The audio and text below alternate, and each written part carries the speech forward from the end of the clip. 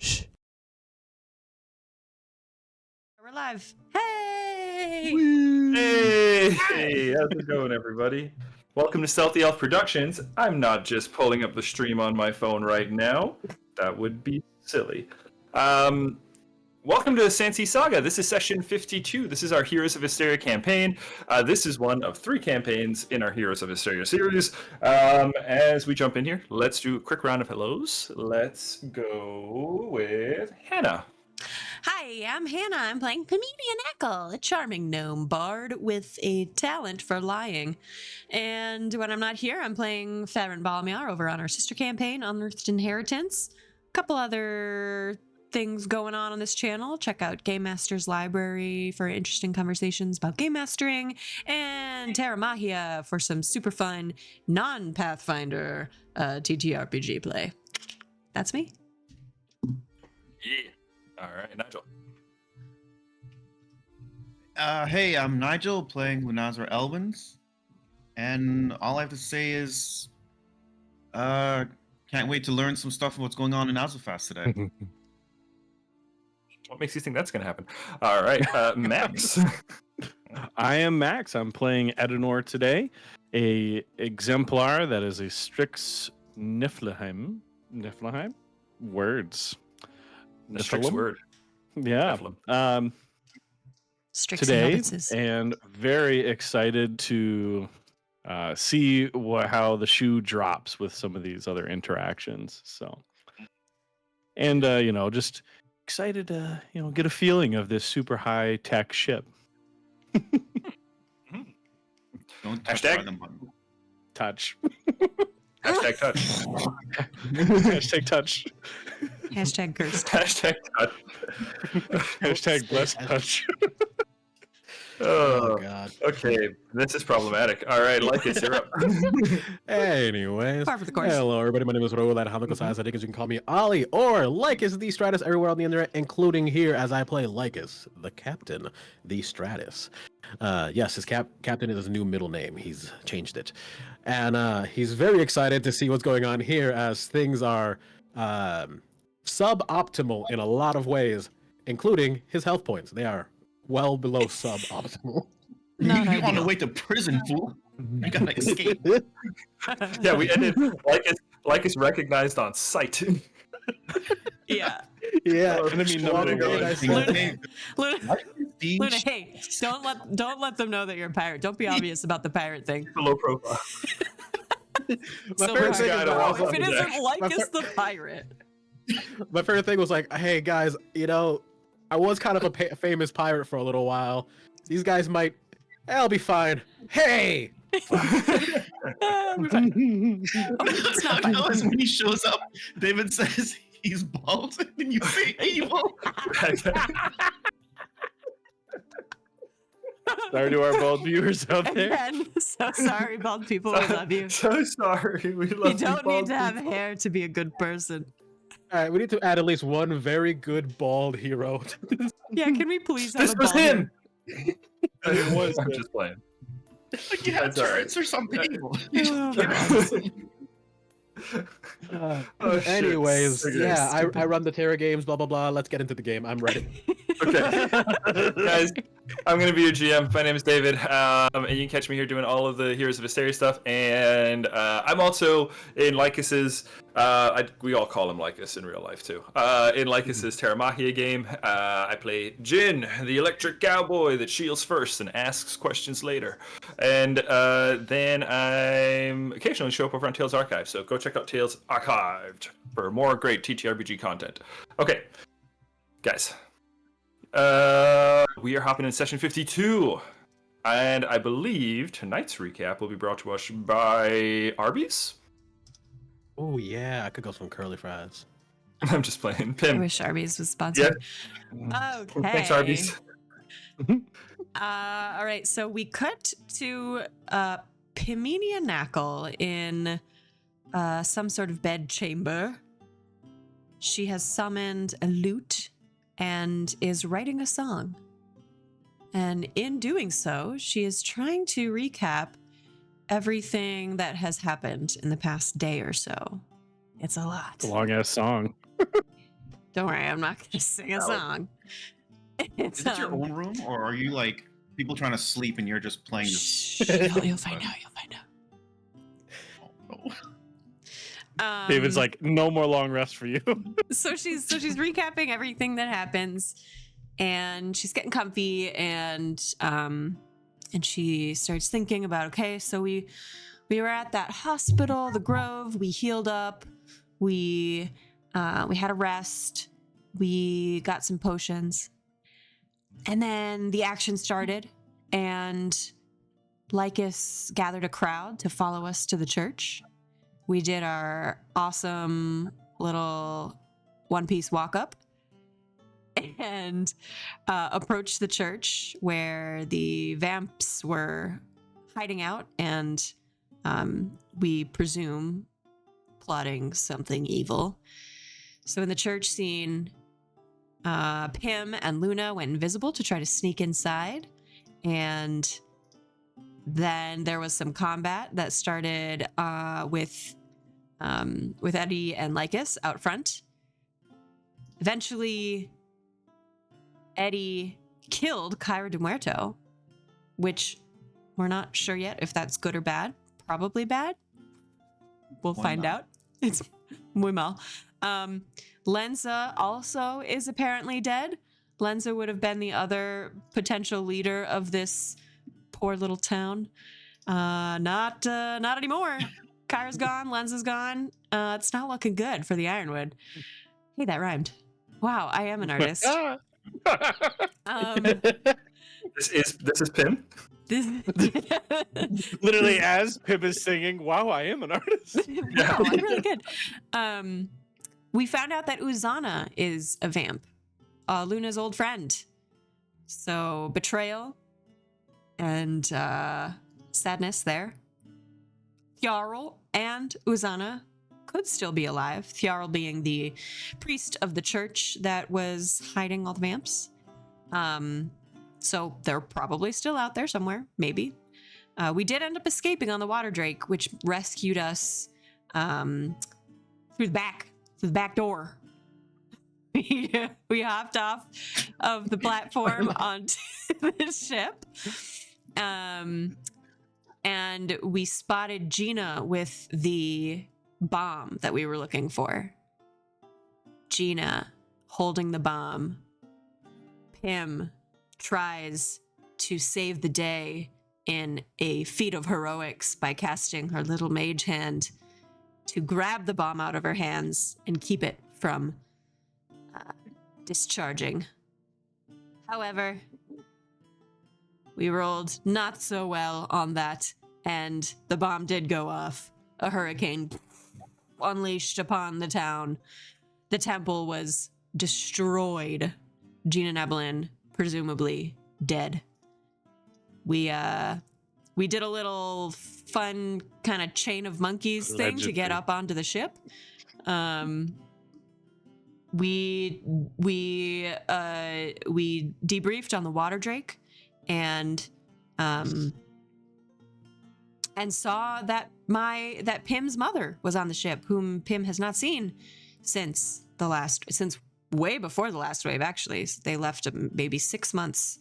They left Pim behind, so that was a big reunion. Water drake took us to Oka's Will, where we had gotten a tip that Ralavin was hiding out, or luring us, right?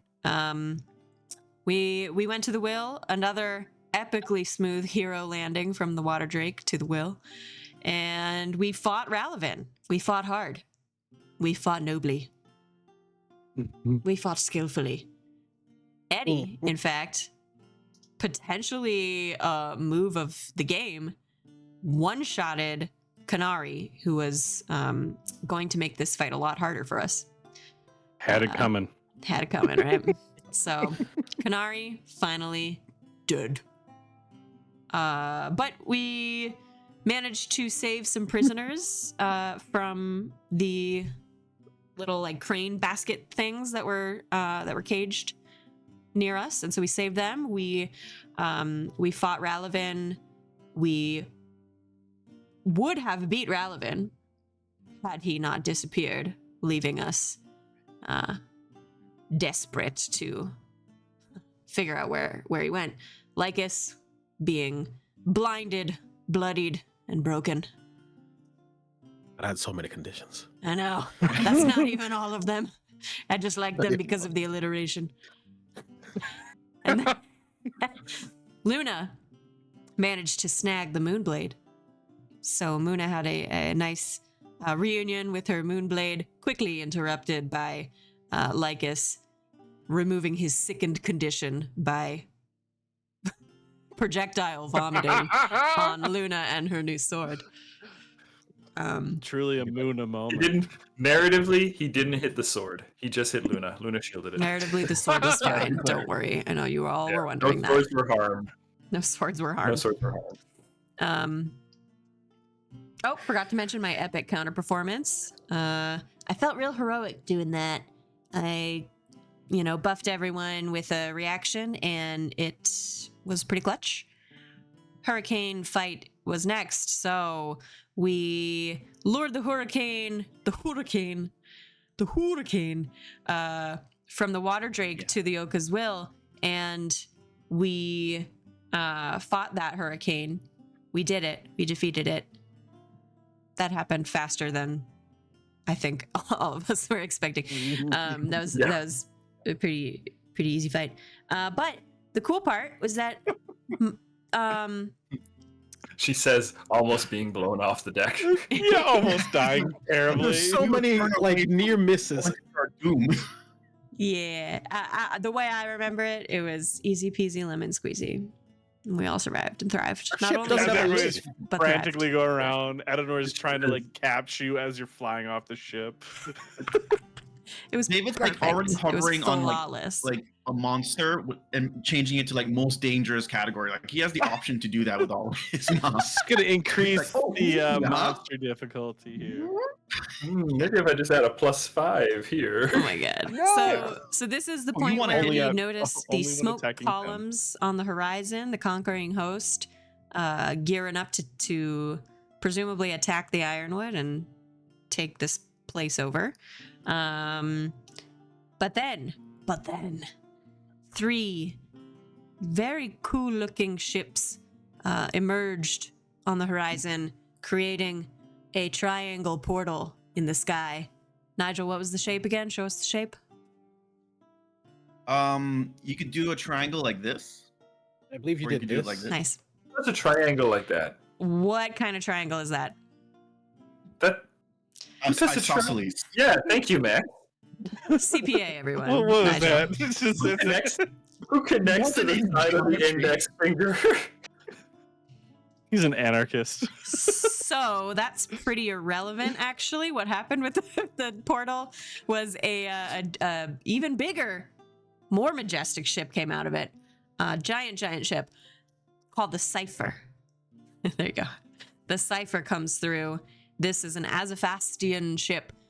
The Sypher fires a warning shot towards the conquering host and invites us aboard. We board the ship. We encounter some people from Luna's past and 1 or 2 from Lycus's past. Seem to be recognized immediately. And we are invited onto the Sypher to rest amongst Luna's people, family. Yep. I think your dad's there, yeah. You guys quickly learn Luna's dad is not here. Okay. But everything else pretty much checks out. Okay, cool. Quick correction. Not his dad. Okay, So Pim just kind of writing this song, trying out different melodies and lines until she falls asleep and her musical accompaniment disappears. She's snoozing. Snoozing little gnome. Just a snoozy little gnome. She's just a And then you- sleepy gnome. Your neighbor Okay. says, "Finally." Finally. Turn that off. Hannah, Pim, Yeah. take a hero point. your recap hero point. Everybody, don't forget your starting hero points. And Nigel, you can go ahead and subtract that, just cause. And yeah. Okay. It's all recorded. Yeah. So we're gonna, guys. Where we ended the session. You guys, because we knew this was gonna be a rest, we went ahead and leveled you up. Okay. You are resting on the Sypher, so that means we have an 8-hour lockdown time of being here on the Sypher. 6 hours of this is going to be sleeping, right? 2 hours of it is going to be awake. So we talked about, what your characters got up to for those 2 hours as part of the rest. Some things that immediately happen after arriving on the Sypher is Lord Dariax Lionheart, who warmly greets Luna, welcoming her back. Very excited to see her, having believed that she, worst case scenario, might have died in the apocalypse. Right? Welcomes Luna with open arms, and when you guys are making your way onto the ship, Dariax explains that he does have business to do down in the Ironwood, himself and Admiral Silverheart, the leader of the ship. They're going to be heading down, but he does leave you in the care of, so you guys get a new NPC here, Procurator Evu 7. This is your first android friend. Ah. Yes, so you guys... Yeah, so you guys meet an actual android, and you see them on the ship. And androids, there's a wide range of someone's, androidness, right? Some of them look like people with circuitry, on the side of the face or, embedded into the skin. Some of them look like half machine, half people, right? Some of them look like full-on machine. Evu 7 is a full-on machine. But, again, these are people. So, you can interact with them just like people. So, EVU? U-7, yep. And Evu 7 will basically be taking over for Dariax while the Lord Justice Dariax Lionheart makes his way down to the Ironwood along with Admiral Silverheart. Evu 7 gives you guys first and foremost, and this is important for you guys to remember during the scenes in the rest here, the rules on the Sypher, because this ship comes from Azofast, and laws are a big deal in Azofast, and there are several laws that you have to abide by, right? Lycus, Evu sees the eye roll. Okay, so here are the big ones, right? They're all the kind of classic ones. Don't hurt people, don't steal, no killing, all that stuff, right? You guys can all probably anticipate that kind of stuff, right? No magic. There's no casting of spells allowed on the Sypher. What would happen Another if someone rule. did cast a spell? If someone were to cast a spell, it is very likely it would go awry. Evu 7 explains that because of the presence of the Misteel Harvesters, right, you guys are, and all of you, very much aware of the Misteel. You can see it on the deck of the ship, right? But a lot of it seems to kind of be swirling towards these centralized machines and stuff like that. But Evu 7 explains basically that because the ship is constantly harvesting Misteel, attempts to cast magic might result in strange surges or failures of spells. Okay. This was level spells, just to Yeah. make Yep. sure. Level spells. Yep. And Evu does explain if you're really close to one of the harvesters, it could affect cantrips potentially. What about magical items? So, on the subject of magical items, Yeah, you are advised. magical items. You are advised to leave your items on the ship. And this goes into another rule. And this is one that I expect to hear some discomfort from the crew. No weapons allowed on board. Ooh. That's fine with me. I don't mind. Yeah, Lycus isn't worried about it, but no weapons are allowed on board. So you guys can either leave them in the care of Evu 7, or you can leave them on the Water Drake. Or not the Water Drake, the Ocus-Will. The Water Drake is also tied to your ship, tied to the Sypher. The girls run across the deck, and they are very happy to see you, Lycus and Enenor. It's a warm, loving embrace. Yoma hops off as she's kind of looking around. She's obviously awestruck.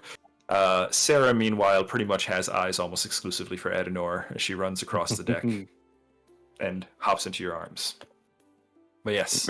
Okay. Mhm. I'll leave my stuff on the will. It'll be the same for Edenor. What is Weapons the and magic arrangement items. here, Evu 7? Is it that you are to chaperone us? Mhm. Do you have to? Are you at our command? What were you told? I am the assistant to Lord Justice Dariex Lionheart, his personal assistant, and I have been instructed to escort you, answer questions that you might have, and keep you, well, safe, rested, until the Lord Justice returns from his mission down below in the Ironwood. He plans to reconvene with you once his business is complete. And based on your description, it is okay if I leave my weapon with you. She turns towards you and says, in fact, actually, Lady Lunazar Elwyn's special dispensation has been granted for your blade. We understand that it is a symbol of your house, and House Elwyn's is in very good standing with the Empire. Glad to know someone can get service around here still. You have no idea how it's been like going with this crew. Oh, I am The rest delighted. of you, however, Get fucked. It's fine. I have cantrips.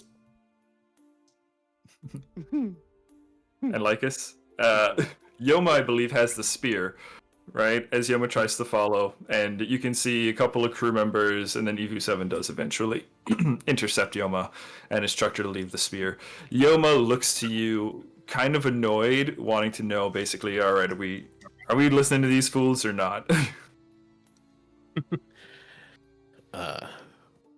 You see how big that gun is? We're gonna listen to them for now. But remember, Yeah, someone's compensating for something.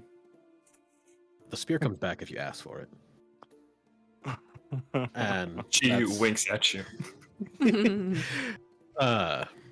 I'm going to take off my boots. That's one of my magic items. I'm not going to say anything about the rest. Okay. Unfortunately, shoes are required. No shirt, no shoes, no service, unfortunately. Do you have other shoes? any of those. I don't have a shirt. Oh, do you? You do have your bands Oh. that give you Your the bracers, yeah. They have runes on bracer, them. yeah. Oh, your you're hand right. I do have and I take There are off the gloves. lover's glove. I do have this as well. Oh yeah, the bro gauntlet. I take mine off. Looking Sad bro. heartbroken. That was all magical items, right? Yeah, all magical items. I Yeah, take my that helmet is- off. My I take my inventory. grim trophy off. Eddie getting I naked. take my belt off. So I take off my cape. David, God. what do I have to roll for them to not realize that my hand wraps are magically enhanced? I would call this a thievery. There's a Right. conceal object action. Let me take a look. See here. Specialty basic actions. No. Basic actions? No. I'll Where leave is everything in my your- room on Oakville then. That's what I'm Action. doing. Same. Yeah, exactly. Yeah, I'll list up like 10 Oh. What was that for? This is so many things. To sneak in Palm my and Oh, object. hell yeah.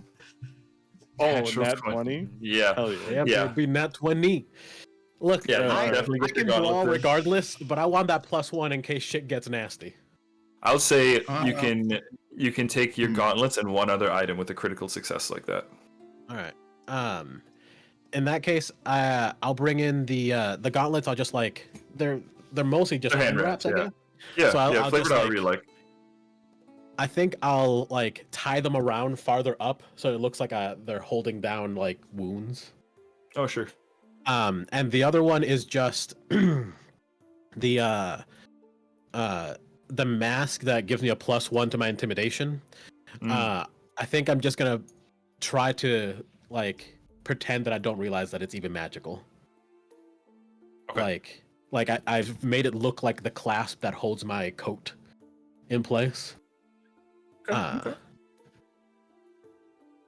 You didn't have like a magic eye or something like that, or was that like another? That's my The scar. entire fucking face. I can't take that off. Ah, So you're gonna have to leave Are they your gonna face ask you to here. take the eye out? That's my eye slash. That's the scar that Hammond Yeah. gave me. We're gonna have to cut that out, buddy. yeah. I'm sorry. Oh, I see. Okay, so Evu 7 does explain. There are, as you're moving around, those of you trying to sneak magic items in. Anybody else trying to sneak anything in? I thought about it, but Ednor's next. Nah. I don't really. Yeah, Okay. I don't really have anything. Ednor's not a very sneaky fella. All right. So Evu 7 explains the plan is first stop will be the med bay to get you guys healed up. Lycus, being clearly very injured, needs to be treated. Yeah, I feel like every time that, like, you see a little bit of blood spurt with this heartbeat.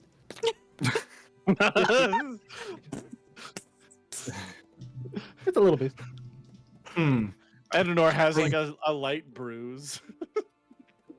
Evu 7 looks you over and says, To the ship's doctor, there clearly several of you have suffered a variety of injuries, ranging from the, looks at Edenor, somewhat benign, looks to Lycus, to the incredibly extensive. That's just a flesh wound. It's like Well, Pim and I are like we're a little sore, I guess. Pim's like, I got a paper cut at some point. Yeah. It really hurt, actually. It's kind of serious. well, rest Might have to be assured. Faces are getting really dry right now. All right, so you guys Why? are It should be escorted. moistened from all the vomit. If you could just show me to my quarters. I just got a great idea for a song, but I need privacy. Very well. We will deliver your companions to the med bay, and I will escort you to the quarters Cool, thanks. while they are receiving treatment. Okay, you guys are led across the ship, and this ship is fancy AF. The deck is this like pristine white, almost like metallic material. There are cannons the size of which I don't imagine any of you would have imagined. And you pass a lot of like fixed light, you pass a lot of like light fixtures and whatnot, right? You can see not quite like wires connecting, but trails of tech that kind of connect, from bits of lights, doors, all that business. We're bordering pretty sci-fi fantasy here as you guys are moving around, and you pass. A lot of the crew are either elven or android. There are a few humans that you can see, but for the vast majority, it is either elven or android. Adenor, as you guys are walking around the ship, let me get a. Are you trained in Arcana or Occultism? Double check. I'm pretty sure Arcana. Yes. Been a while. Or even religion? I can even take Ooh, religion. religion. I would like that. Yeah, if you like religion better. we can do Religion. I was crying. Ooh, Art. I choose that. Religion. I choose you. I think I'm also asking Evo Oh, that's an 7, 18. what is like there's just a lot of how does this ship functioning type stuff as we pass by, like that gun. Well, how's that Sure. in case they Yeah. know? Yeah. Conversation, and I would say all of you are privy to this. Evu 7 explaining that essentially the Misteel is the ship's power source, right? There are Misteel condensers that absorb and capture it, process it, and turn it into a fuel source for the ship, and it seems to extract it from the environment. Edenor, You rolled an 18 Yes. Oh, I got an 18 with modifier. with modifier. Yep. So 18 gets you.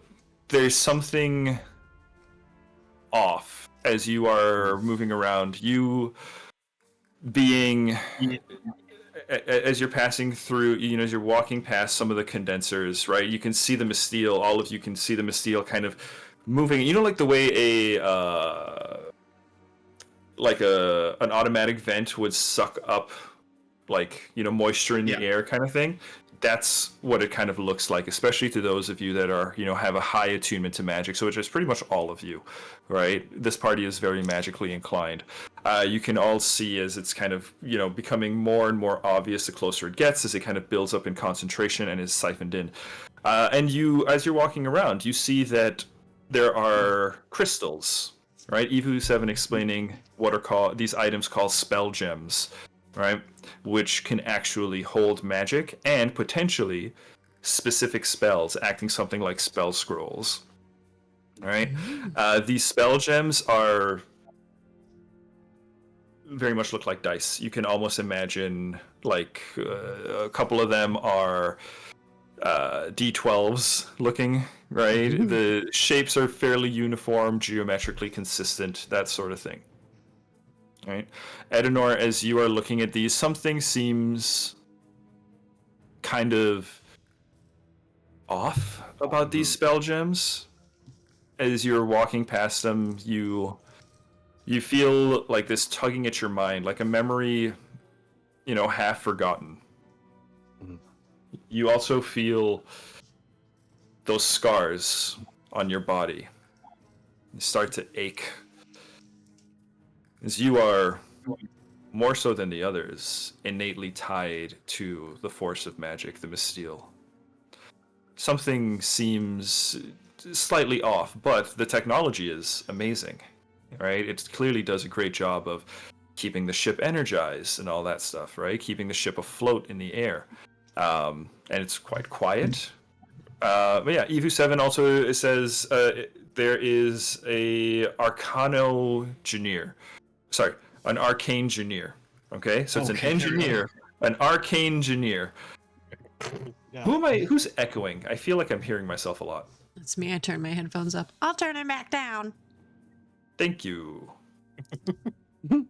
So, yeah, you guys, the arcane engineer, head arcane engineer of the Sypher is an individual named Gun Dunrule. Gun done rule. Yeah, yeah. G-U-N gun. guns Did you add an rule. H in there? You speak an H in there? You put it in No, names, I did not. Just, names and apostrophes? Yeah. Yep. I'll put it in names and apostrophes for you. So Gun Dunrule. I Evu7. know I'm going to call him Gun. Dumb rule. No. Dumb. No, Gun is his name. Damn Sorry. Gun Dunruler. That was That's a his miss. name. Gun Yeah. Dunruler. There you go. That was a missed opportunity. What was the missed opportunity? I I missed was it. trying to flop it, but To go I flopped the flop. His name is to Gundam Ruler. Gun Rule. Done Done diarrhea Gun Rule. Change it? rule. You have the option right now. Do you want to change it? Gundam Ruler? No.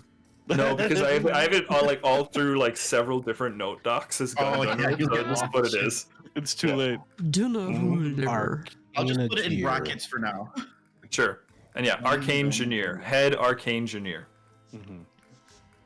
Is he Okay. close by, or is he, we just are made aware of him? You're just made aware. Basically saying, honestly, Evu7 is doing a lot of addressing Luna and explaining that, if you want to learn more about the Misteel the Misteel converters or condensers and the engines, that sort of thing, Gun Dunrule would probably be the person to ask. Yes. As we're kind of going through, I am gonna just kind of ask Evu just to see. Mhm. Evu, were these condensers and spell gems sanctified by the Brotherhood of Sorcerers or any other religious organization? Rest assured, the spell gems are some of the latest technology from the League of Magi. One of the most prestigious arcane companies, arcane producers on the continent.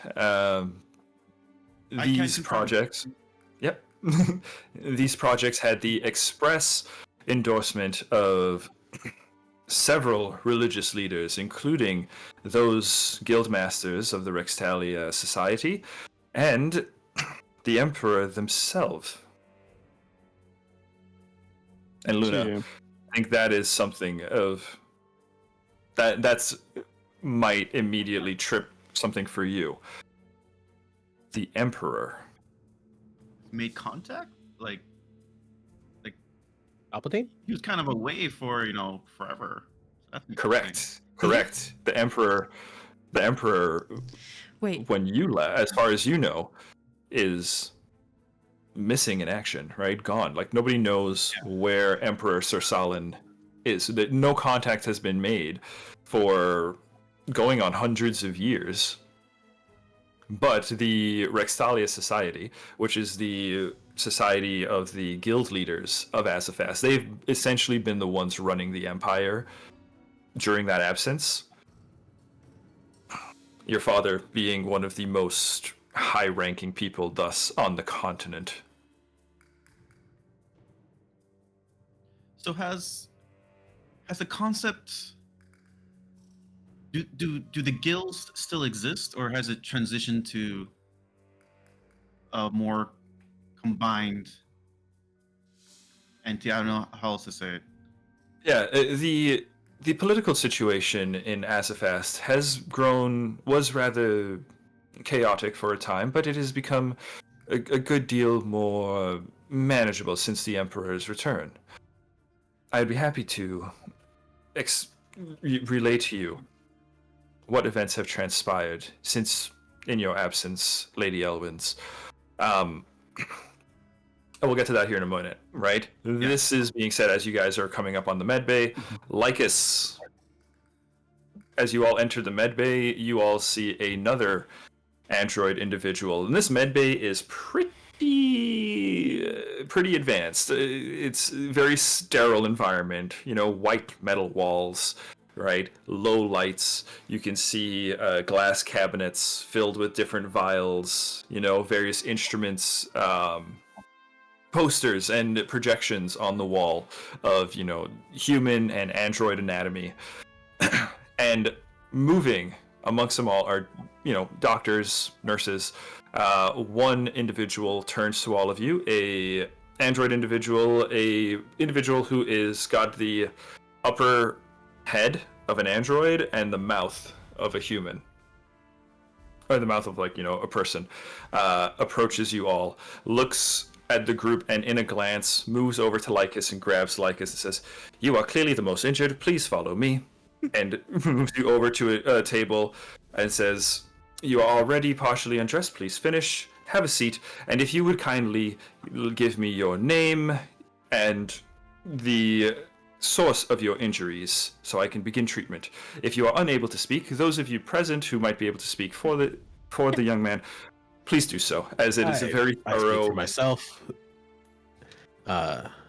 Doctor, what is your name? I am Medical Professional 3, MP3 for short.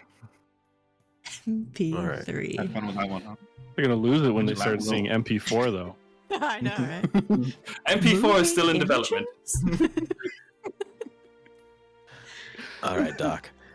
My name is Lycus D. Stratus. I'm captain of the Merry Folk, and I got these injuries from, I don't know, some weird clown. And his shadow. It was weird.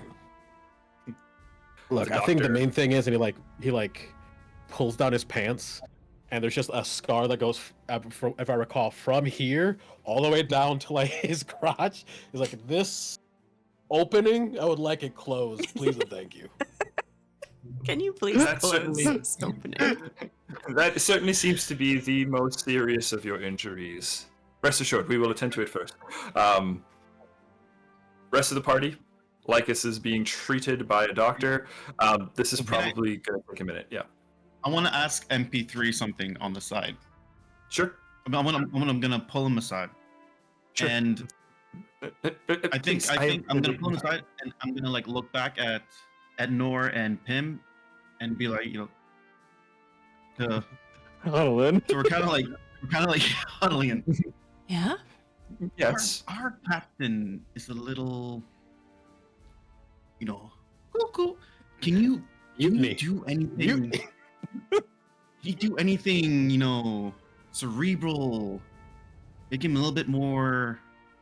Yeah, it's true. obedient. He's had a rough past, and I think he acts out sometimes because of that. So we're just looking to make him much more easy to boss around. I mean, help. Work with. Yes, that's what Easier I to said. work. If there was another thing too, I think this is going to really help out. But when you're down by his crotch area, if you could just give a little snip, we're going to solve a lot of problems. Just a little. You guys, Quick. when you guys turn back, you see that he's taking like medical rubbing alcohol and just drinking it slightly. See what we mean? He's just a little off. So just any electric wave, just go. I don't know. It might. No. Or might just like reset. some tea to make him a little more loosey-goosey. A little bit more easygoing. You want to get like his high? Yeah. This your captain does seem rather disturbed. Bingo. That's the word we were looking for. I will. Very astute MP3. Well, rest assured, we are equipped to handle all manner of ailments, including any sort of mental trauma, through counseling, and through medication if required. If you feel that this is a long-term condition of the captain's. Yeah, and he'll try to decline treatment, but he really needs it. So I don't know if we can sign something on his behalf or Or if you need some help, kind of down. Miming, training. strangling, and suffocating. If you need some help, I don't know. I think Lycus can clearly see the party miming and strangling and suffocating. I'm still showing the snip. Snip. Just a little bit. Just, but the trauma part, if you could do at least something about that could probably go a long way. Guys, I can I'm hear telling your you, mutiny, okay? And you guys, I've seen it with hurry it different up. dog I'm breeds. bleeding. After a little Yeah. snip, they calm down a lot. Not trying That's to what I read hump as well. the other neighborhood dogs. Rest assured, a full Don't want any medical more exam. puppies. A full medical exam will be conducted, and a report will be generated and provided to each of you, so that a informed decision can be made, and you will all be aware of your captain's health. That is the best I can do for now. Well, we hear you loud and clear, MP3. Thank you, MP3. We could listen to you talk all day. when MP3 comes back, Crystal he just sees clear. a dog on the operating table. He finds what? Like it's turned Like into a it's dog, into a wolf, and is trying to lick his wound. Just Oh dear! help. Oh dear! Oh dear! Please don't! And you, Lycus, in very quick order, a plastic cone is placed over your head. It's like, he hang on, I does wanna the remember dog thing where he's this. just he tries to bite Nice. it off, and then remembers, oh, I'm a man, and just no. Ugh. The licking could make it worse. And I think as MP3 and Lycus are having that argument. Okay, you are escorted from the med bay. Although Edenor, you are also treated. I believe you have some injuries. Who's got injuries? I'm down Just like a little 16 HP or something, but I'm about to rest, so don't worry about it. Before we go, can I also take a peek at the android medical mannequin? I'm just kind of curious, I want to commit it to memory, understand where they tick. Where is that in an android body? Kind of stuff like that. Sure. Just in case, for the future heart's in the reference. I'll take Searching for weakness? Heart Son? butt. This is trying to help you. You searching for weaknesses right now? In how they move? Perhaps. I'm just Go trying to ahead. understand. No, them. he's searching for how to heal with battle medicine. Yeah. I will allow a medicine check. I think medicine would be Okay. the most appropriate here to kind of learn some android anatomy. Yeah.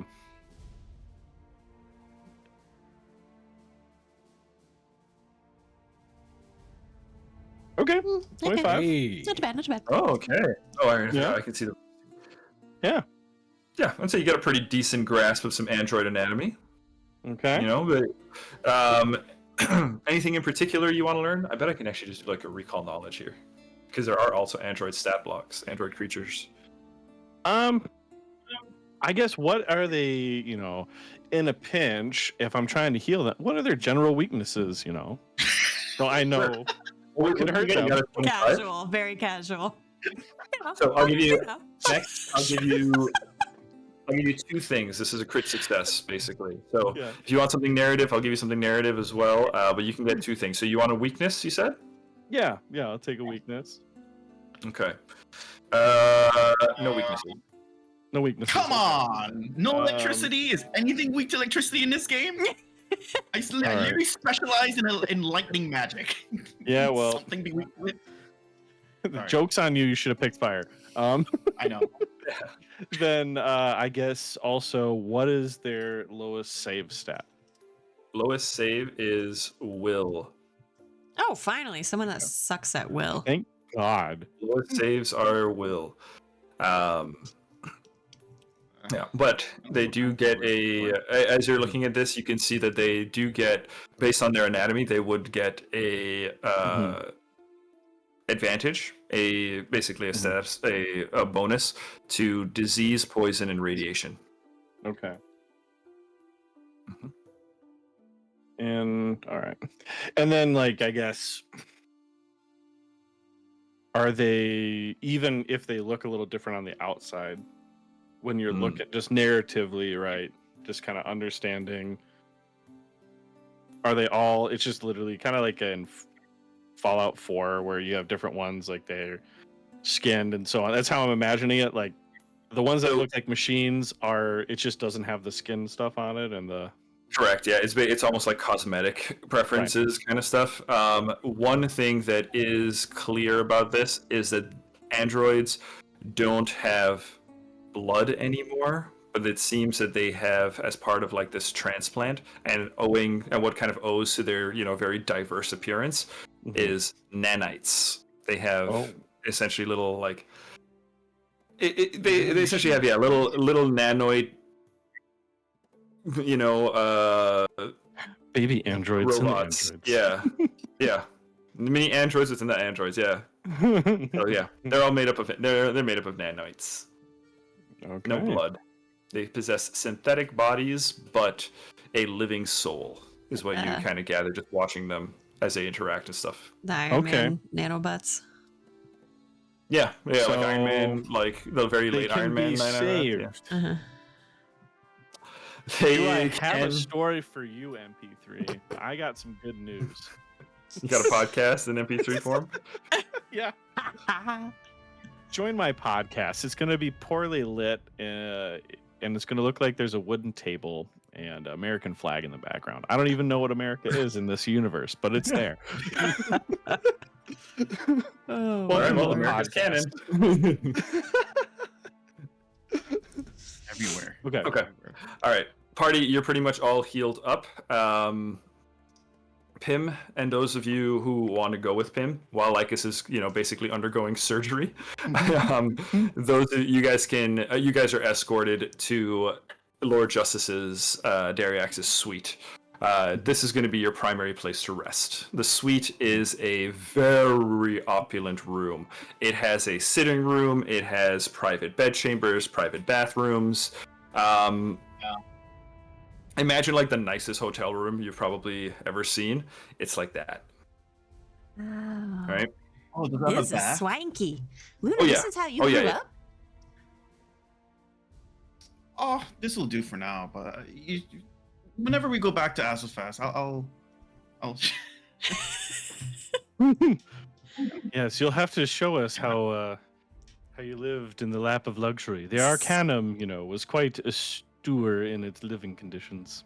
Yeah, I've lived on a ship most of my life, so this There are is some cool rooms in the library, but Ooh, Is there a library Study here? rooms? There are shelves upon shelves of books. Most of them, as you browse through it initially, appear to all be like legal codex. It's like Boring. it's law studies and that kind of. Okay, well, I'm gonna Sarah, go. I have some work for you. Ooh. It runs up She's gonna excitedly. be a lawyer and support all of us when we retire. I want you to read this book. I just like pluck out Azofastian Laws for Dummies or something like that. I would love She a looks at- full report. Rude, Eddie. She's not a dummy. This is a very advanced reading bracket or reading age for this child, but okay, you got it, Daddy. She's holding it upside down. Yeah. Ednor. I trust don't you say as my often. lead librarian, Sarah. We're This is a gonna very need smart a move. lawyer soon, so good idea. Yeah. We're gonna Bingo. need one. Exactly voice who doesn't exist in this scenario right now. If we were to go- Whenever we go back to Azofast, we do have to prepare for one person's Disdain. activities, disdain, craziness. So it would be good if we have someone on the crew who has an idea of any updated laws that, maybe Yeah, I let's would've missed entrust the out. 6-year-old to that. Hey, Great. I trust Sarah with I my was life. joking. You're being I serious. Sarah's holding Actually, the book. I amend And that. the I weight. trust Lycus's life with Sarah's reading comprehension. exactly that is the level of seriousness that this is being applied to. All right. I'm sensing mutiny again. Hope you can pass the bar. MP3 is trying to stitch you up like it. You're able to sense mutiny. That's peculiar. Noted. Yeah, it's a learned skill. Yeah. Like it. I don't know if you MP3 can turns a knob to like just put Lycus back under. Yeah, I guess I don't know how good your reading skills are, but over on the side there's a clipboard that says suffers from delusions and paranoia. This list of conditions. Yeah. Prime Everything subject I've said for is mental accurate health and test. true.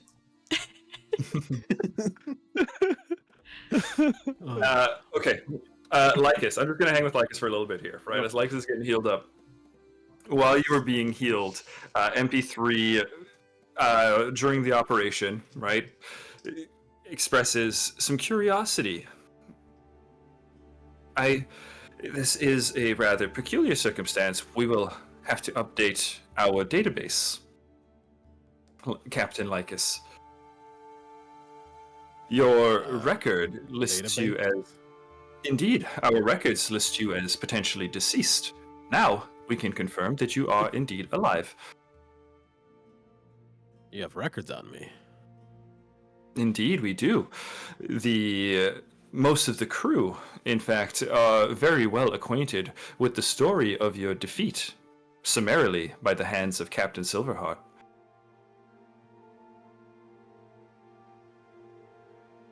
And how does he tell that story? I do like a laugh, but I don't think this individual does a whole lot of laughing. As MP3 is kind of, moving from table to table, and he says, well, rest assured, the tale of your encounter is often invoked upon this vessel. A means of, inspiring the crew, and often First Officer Jalul uses the tale to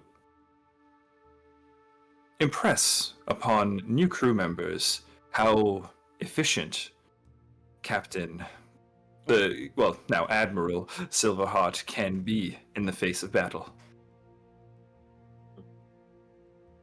Well, I'm happy that I can be here to show them how exaggerated his successes are.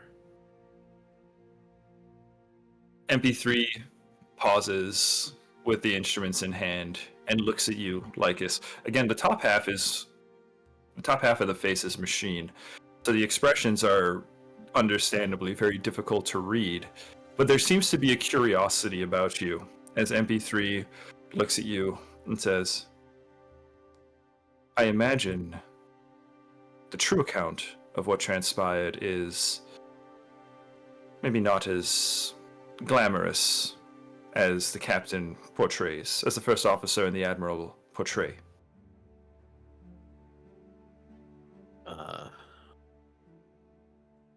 I guess it depends on your perspective, but as a pirate, I find his methods appalling, even to my standards. Pirate, you say? This is a title you cling to now? Even without, well, the high seas? I have my ship, and I have my purpose. I reject all law but my own. I will forever be a pirate. You reject laws. How curious. I find it difficult to imagine a society, let alone a ship, without some sort of structure or hierarchy. There's always going to be structure and hierarchy, but it's willful. It's chosen. It's not demanded or enforced. I met these crewmates just a little while ago. I walked up and I said, hey, I'm your captain. And for some reason, they have stuck around. They don't have to. They don't need to. They certainly don't need me. This is their choice. There is no law binding them to me, and there never will be. Well, clearly there is a deep affection. They are quite concerned as to your health.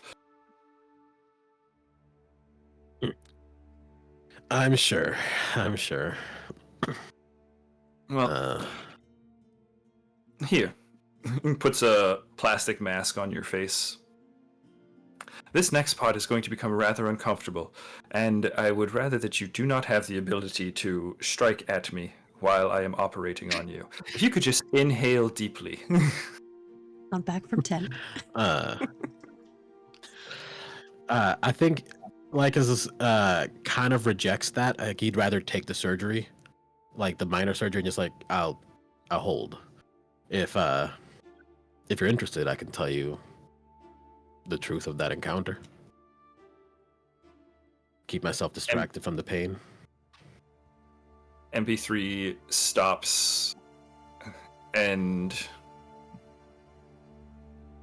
puts the instruments down, and Lycus, again, this curiosity that you started kind of sensing in this individual becomes almost palpable as they turn to you and say, I would very much like to know what truly happened that day. If you can withstand the pain, and I hope you can, feel free to tell me while I begin the procedure. Lycus, this story of yours, the story of your encounter with Captain Silverheart, as you tell it to MP3,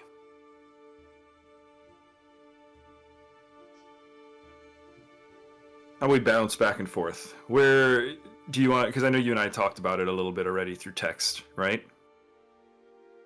So, the story you tell to MP3 begins with you, a young Captain Lycus, right? A much younger Captain Lycus, very much, maybe before his true prime. Young Captain Lycus, back in the service of the Grinning Pirates, and in this service, you command not one, but two ships. In this time period in Lycus's life, you were in command of the Argonaut and the Ventus.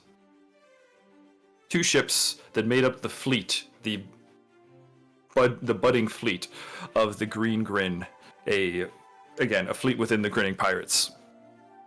Lycus, you begin your memory relaxing in your cabin with not 1, but 2 individuals, legs woven around yours. Rami and Sewinzadek resting against your chest, the 3 of you moving, passing around a bottle of wine. Right? It's a very intimate moment. The cabin has a bit of humidity, the smell of candles that Z would buy when she goes into town.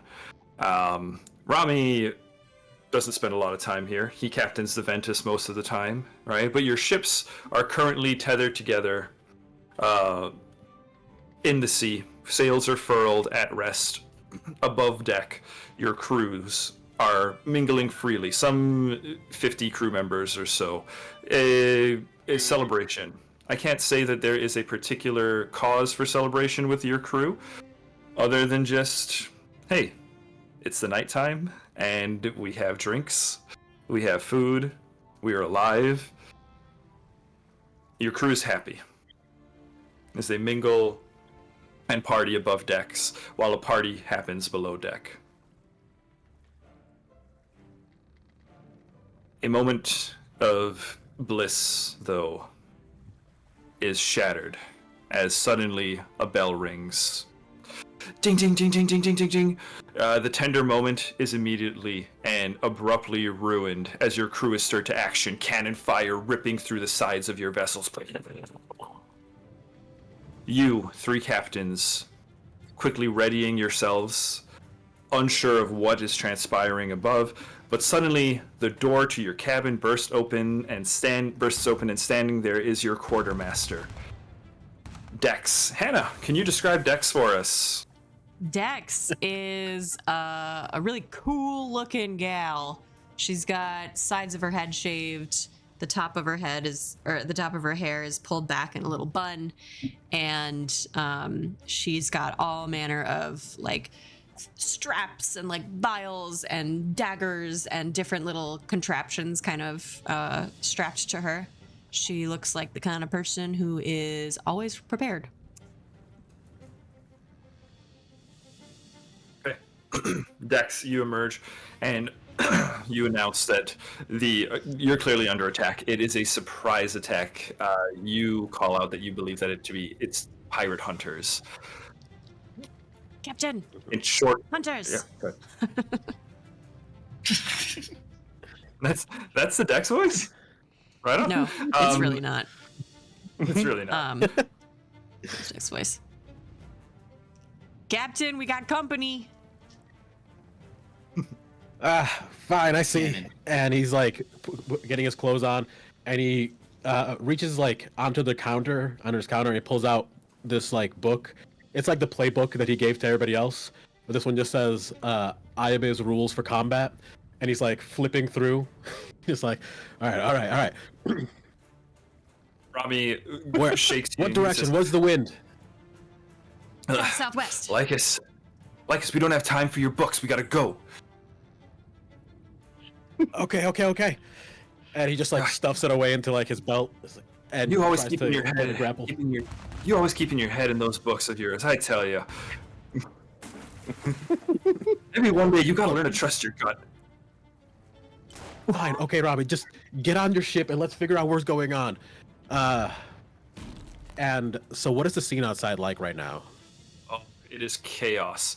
It is a bloody conflict as you are hearing, you are seeing columns of smoke rising, sections of your deck just rent through by cannonballs, even into the other ship, right? Your ship taking the brunt of it. It looks like this is where the attack is coming from, primarily on your side, on the Argonaut side. Your crew is doing their best to not only untether the Ventus, but also, make their way down and try to prepare the cannons for a counterattack. But the broadside is relentless. People are screaming. It feels like every shot of the cannon is a bang, a whistle, an eruption of splinters, smoke, and then underpinned by screams of your crew members. As this is all going on, Z grabs you by the shoulders and says, "My love, we cannot withstand this. We have to abandon ship. Their attack it's come on too fast. You have to give the order."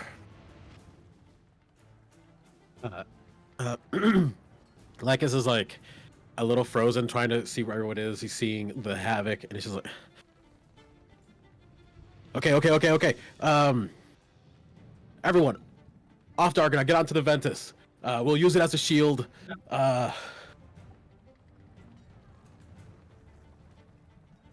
Everyone, follow Rami now. And I think he grabs Rami, and Z is just like,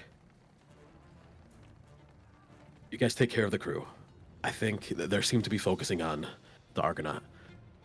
I'm going to try to lead them away." As you try to lead them away, as you try to, make the motion, Rami grabs you by the arm and says, "I guess that's crazy. Here, you take over control of the Ventus. I'm a better swimmer. If something goes wrong, I can make my way back." And this is pretty true, as Rami does have a Triton individual, right? A person of this, born of the sea. The crew needs you.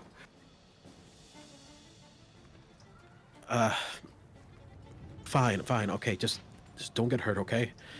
The ship does not matter. The crew is all that matters. All right, I'll make my way down and start sending people over to the Ventus. You get her ready to sail. And he leans in, kisses you on the cheek, and says, "I'll see you on the other side," and runs into the smoke. And he also, spares a moment, gives Z a kiss on the cheek as the two of you lead those members of your crew that you can't see onto the Ventus.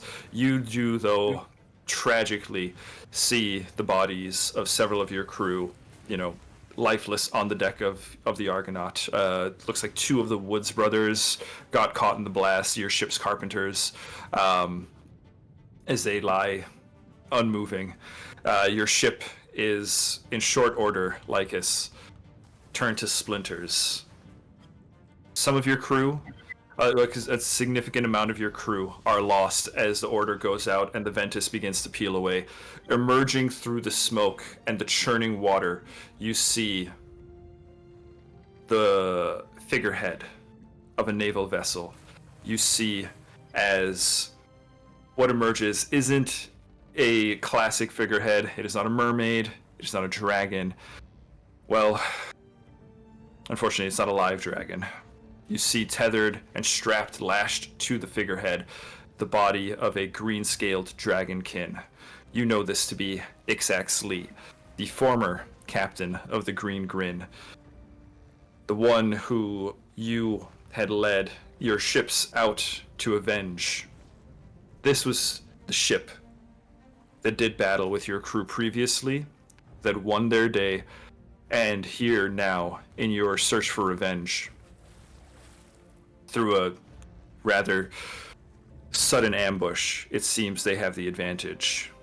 And as the Ventus sails away, you watch as the Argonaut is going up in splinters.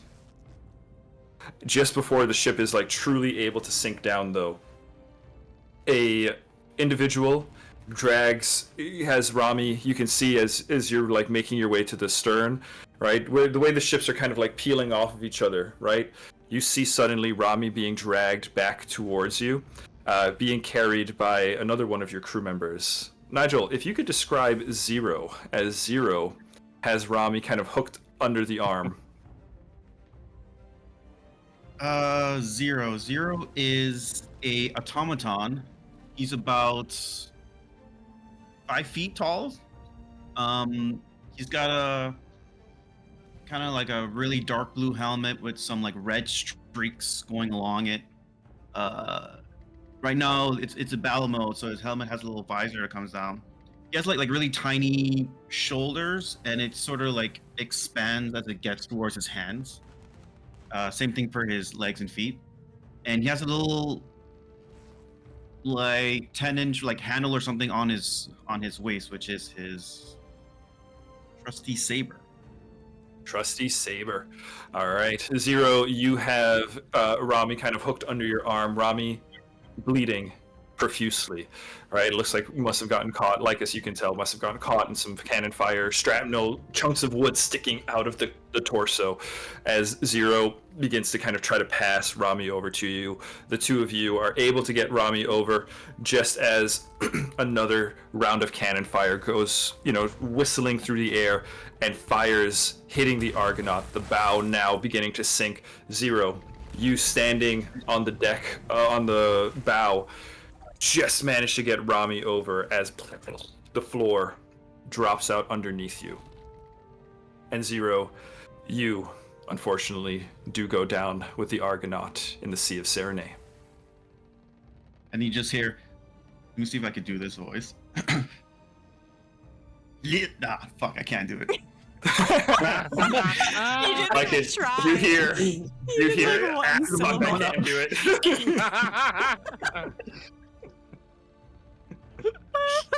His The last catchphrase, words he you said hear it as from he went Zio. down. Be like, Master, I can't do it. It's not coming to me. Just, Master, live. Oh, is this why Lycus was cursed to live? It was Zero's last curse. Zero's- the curse. Zero's last words. Zero's curse. Like it's to live. Oh, I was trying to do a Snake voice, but like saying Master in Snake's voice just doesn't yeah, come that's tough. It's like a Gollum voice at this point. Master. Oh He's my here. God. Master, Master. live. Live, Master. Okay. Well, in this tragedy, Oh, it was a tragedy, all right. this was a Master tragedy. Splinters Do not just forget falling that this into was a water. tragedy, as Zero, unfortunately, you are consumed by the wreckage of the Argonaut that sinks to the sea, sinks to the floor of the sea. Lycus, the smoke and the destruction of the Ventus do manage to help you all escape, but it is just for a time, as the ship does suffer a considerable amount of damage, has suffered a considerable amount of damage, and is in a poor position to make a counterattack. The crew is rattled. Lycus, as you, a young captain, really on a mission that you should have never have taken, a mission against the advisement of Teramoto, your mentor, a mission that you felt you were ready for, that Rami and Z spurred you to try, to attempt a mission of vengeance. You are met with failure. A catastrophic failure. In a matter of minutes, Z does get Rami somewhat healed up, conscious again, but the relentless fire of this Navy vessel is overwhelming. And it's in short order that the Ventus also goes down. At this point, there is enough of awareness amongst the crew to have boarded lifeboats, and you are all escaping away from the fight. Dex, Z, Jinx, your Tengu companion, and yourself and Rami, all on one lifeboat as it is kind of peeling away. A number of your crew, maybe about half of them who managed to survive, 20-something or so, paddling as furiously as they can. And on the deck of the naval vessel, you see probably one of the cruelest men that you've ever laid eyes on. you see Gilderoy Silverheart for the first time. A human man, heavily muscled, black-skinned. He has a patch on his eye and an executioner's axe in one hand. He is built like... If I had to say, imagine a person built like a brick, that would be Gilderoy Silverheart. Muscular, squat, and no nonsense. Even the face doesn't change as he looks at you with his one good eye, takes your measure, looks at the rest of your crew who are paddling away, and you can see sails on the horizon. You can see it looks like maybe a merchant ship happened to be passing by, your crew pulling up alongside towards it, right? You see the executioner's axe point towards that vessel as your crew are trying to board. I think at that point Lycus is kind of desperately like yelling, like trying to get his attention, like point that axe at me. I'm their captain, you shouldn't. And like he's just desperately looking around, just hoping to get his attention. Silverheart looks at you. You very much have his attention. And there's a cruel stare down. There in his eye, you can see Lycus just utter hatred. A hatred that is deep-seated, that basically is a question against everything you could possibly be. As he stares at you, and this man is incapable of smiling, so there is no cruel smile delivered to you. Just a turn over the shoulder, and an order is given. And it says, "Fire upon the ship. We'll come back for the stragglers."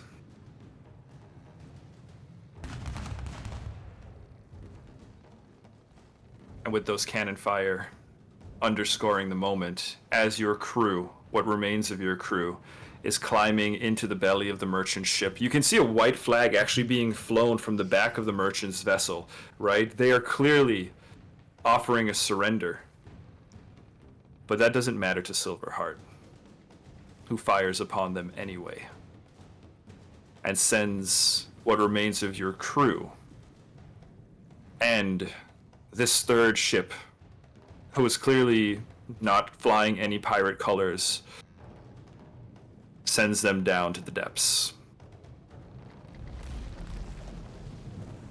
During this time, Dex, Rami, Z, Lycus, as you are calling out, begging for Silverheart to turn those guns onto you, the rest of your group is working hard to get this ship, to get your little lifeboat out of here. Somehow, you do manage to escape throughout all the chaos. I think back in the in the surgical room, Lycus is talking to MP3, and is just the ones he shot at, they were non-combatants. Much of the crew, they just wanted better lives. They cleaned, they cooked. They weren't like us. They were fighters, pillagers, whatever.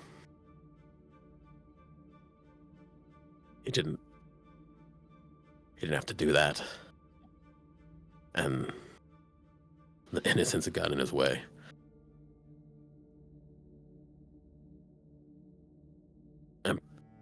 Doctor, I don't know what you think of Silverheart, but if I were you, I'd be mindful of his attention.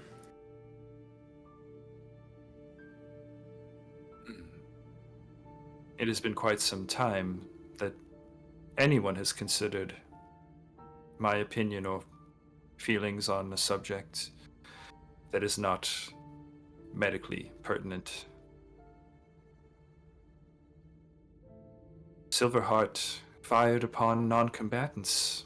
It's not the story that is told. The story that is told, at least on this vessel, is that your crew made a pact with a third escort vessel and tried to ambush Captain Silverheart and his men.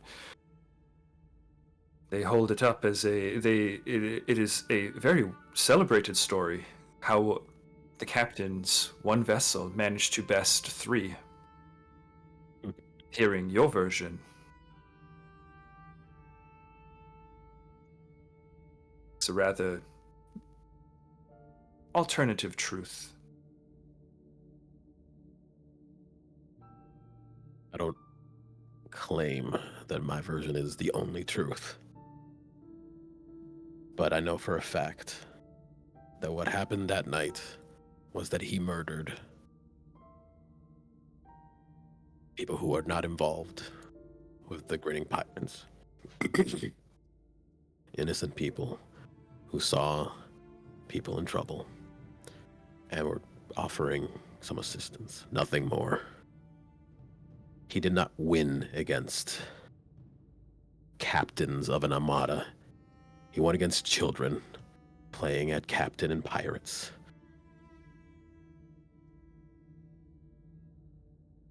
It won't go the same way again.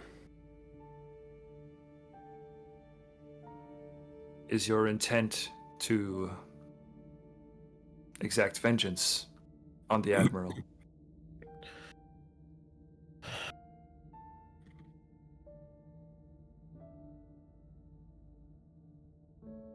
I don't need vengeance.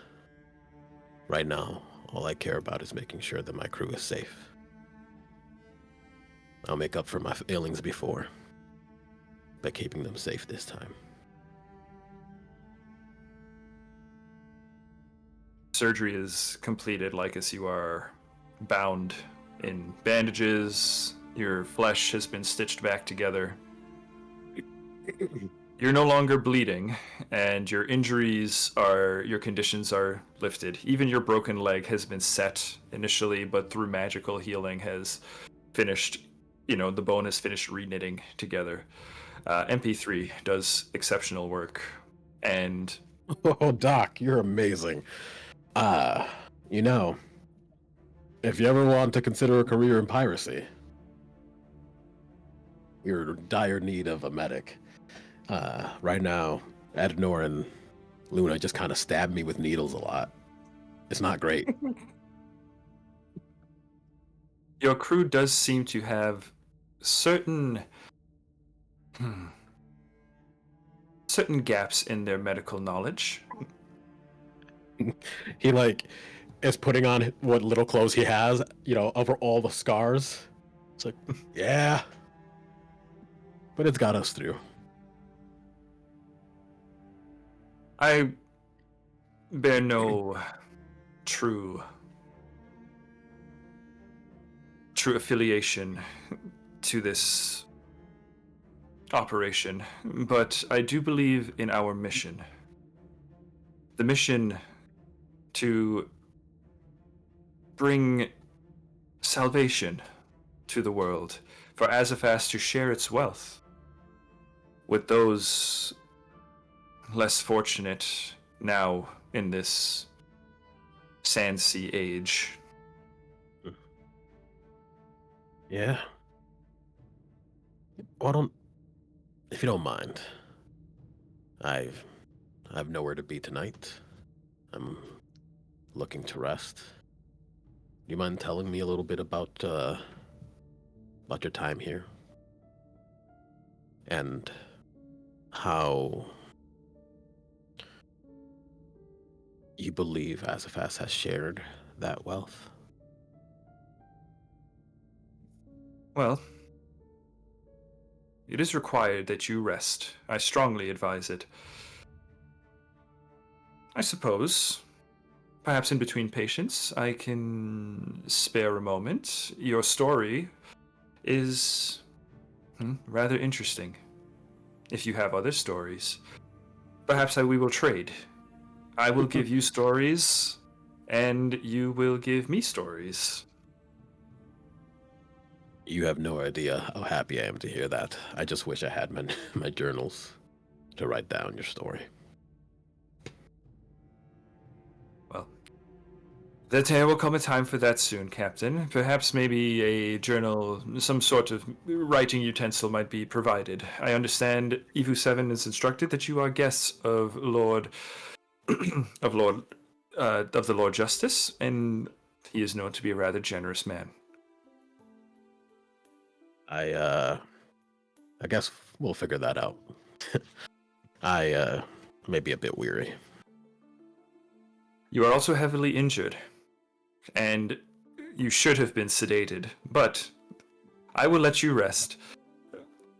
I will return after I attend to some other patients. Sounds good. As he stretches and lays back into his medical bed. He's like taking a nap right there. Okay. A curtain is pulled across from you, Lycus. And as before the curtain is pulled across, though, I will say, as you are making your way to relax, you do see a number of crew members of the Sypher, all kind of, milling about outside, passing the room and stuff, and kind of glancing in at you. Your presence, word of your presence, has gotten around, and a lot of the crew are taking some notice. Right. As I go to sleep, I give him a wink. They're not sure what to do with it. As far as they heard, you were potentially a dead man, a very much defeated dead man, but here you are, a warrior, alive and well. Okay. Lycus. Right. Let's move on. Where are we at? It's about 7:30. So tell you what, why don't we go ahead, we'll take our break here, and then we'll come back and we'll wrap up the rest of the session in a little bit. Okay? Sounds good. Okay. Guys, thanks for hanging out. Thank you for chilling out. We hope you've enjoyed our session so far. We are going to take a quick 10-minute break to stretch our legs, let our dogs out, get a drink of water. You should do the same. We'll see you back in 10. Goodbye. See you in 10. Shh.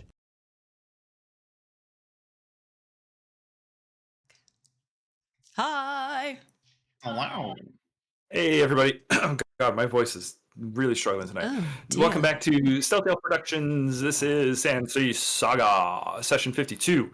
Okay, friends, we are going to be jumping back right into our session. We're doing a little bit of downtime. Our players are recuperating and resting after a long series of fights. So, Lycus, you have been treated for your wounds by MP3, your new android BFF, and party, the rest of the party, you are in Lord Justice Dariax's chamber, where you have, free reign. Evu 7, not procreator, which is what I keep getting inserted into my head. Creator. Curator. Curator. Curator. Like, someone who curates something. This is a professional curator. Professional curator. Evu 7 is with you. Luna, you had questions about, the state of Azofast, right?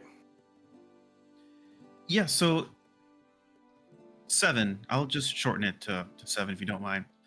You That's mentioned what the Emperor. called me. Oh. Yeah. You mentioned the Emperor. I'm just gonna bypass that. You mentioned the Emperor returning. When did that happen? The Emperor returned according to my records, the Emperor returned on, I can't remember the name of the month. 1 second here. What is the name of our fantasy month? April-less. No, that's real professional GMing. It's not April. We have. Here we go. Marchicus. Yeah, actually, Alizaros the 5th. Or the 5th of Alizaros would probably be the better way to do that. Wow, 7, you're slipping. I know, tell me about it. I'm not here, sorry. Yeah. Well, you are actually Pim, and this is happening in the Lord Justice's chamber. So anybody but like can be here, or during the rest. This is as you guys are settling in. I imagine Luna and pulling Evu 7 aside and asking these questions. Okay. Right. So we're here. We can participate. You could be here. Yeah. Just gotta ask. Yeah. I much prefer if both of you, if you're interested, to hear this, because that for? Azofast is a major for both of you. This roll. Someone just rolled. That was my bad. Oh. I was just playing with the with the roller. I was like, what's happening? I was like, who's that for? Talking to both of you. A roll on. Oh damn! It was a good roll. Yeah, thanks. Like it just blew a 19. Somewhere down the hall, Lycus goes, yeah.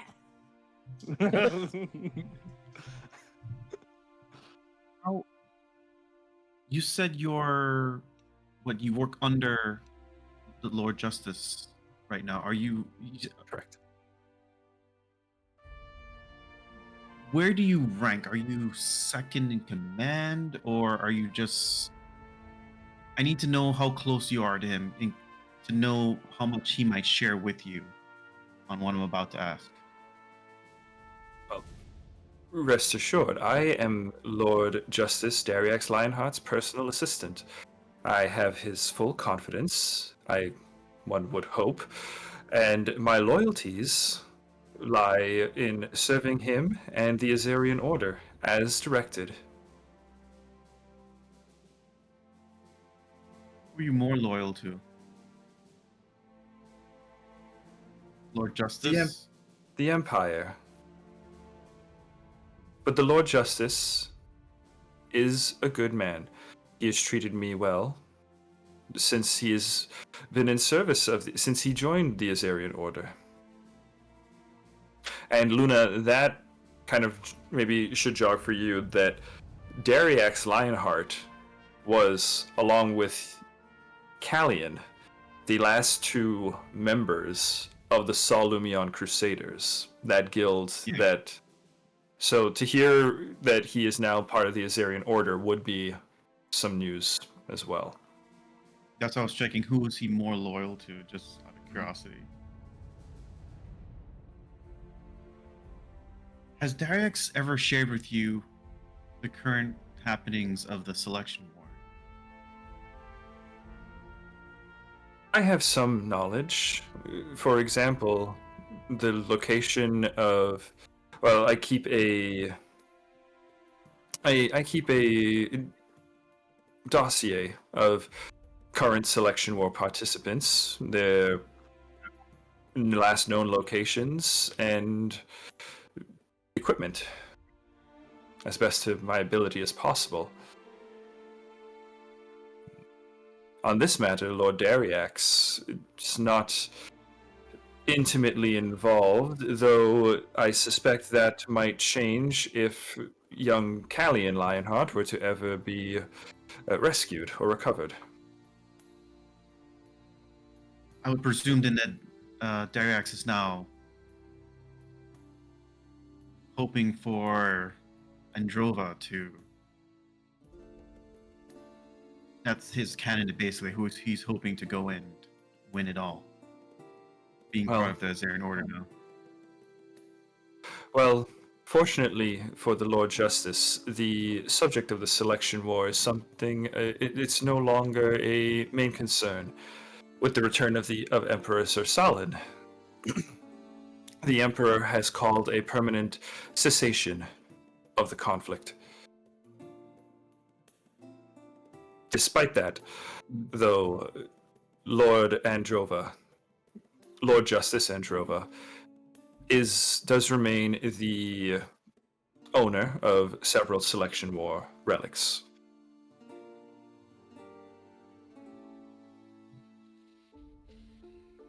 Okay. The Emperor's put the Selection War at a halt again. Indeed. So tell me, what is the current happenings of the participants who are, say, alive? Those that we know about, well, I will have to update the record for you. It's good now that your survival has been confirmed. Callie and Lionheart is currently missing, as is the candidate of House Nomisma. An effort has been made to make contact with what is the character's name? We're getting into some really tertiary characters here. Deep lore. So deep lore. Yeah, this is pretty deep lore. Where are you? Man, when did we last do stuff with Jonquil and them? That was coming up on Isle campaign stuff. That was yeah. I'll get you the list, Nigel. But as for current Selection War people, back to my actual notes. Okay, let's see here. People, Selection War. Where'd you go? Okay, Ralavan, unknown. Androva has been granted the rank of Lord Justice. There are 3 Lord Justices. Androva Elron and Dariax Lionheart, and then a third. Androva holds 3 items currently. So Dariax is the same rank as... Yeah, Dariax ranked quickly. Yeah, okay. Dariax was issued it sounds like Dariax was issued a special recruitment. Part of Dariax coming over, part of the arrangement was that Dariax would be Lord Justice. Who gave him that? The Emperor, or just like a guild decision? Emperor? Roll a society check here for me. Society. That is... Hero point. It's almost the end of the session. Yeah, I might as well, right? Okay. Hey.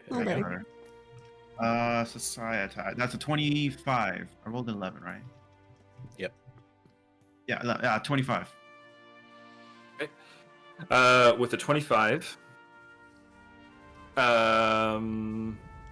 you know that Androva has the Wraps of Ruin, and then I actually have it. I can't find the name. These dang homebrew items.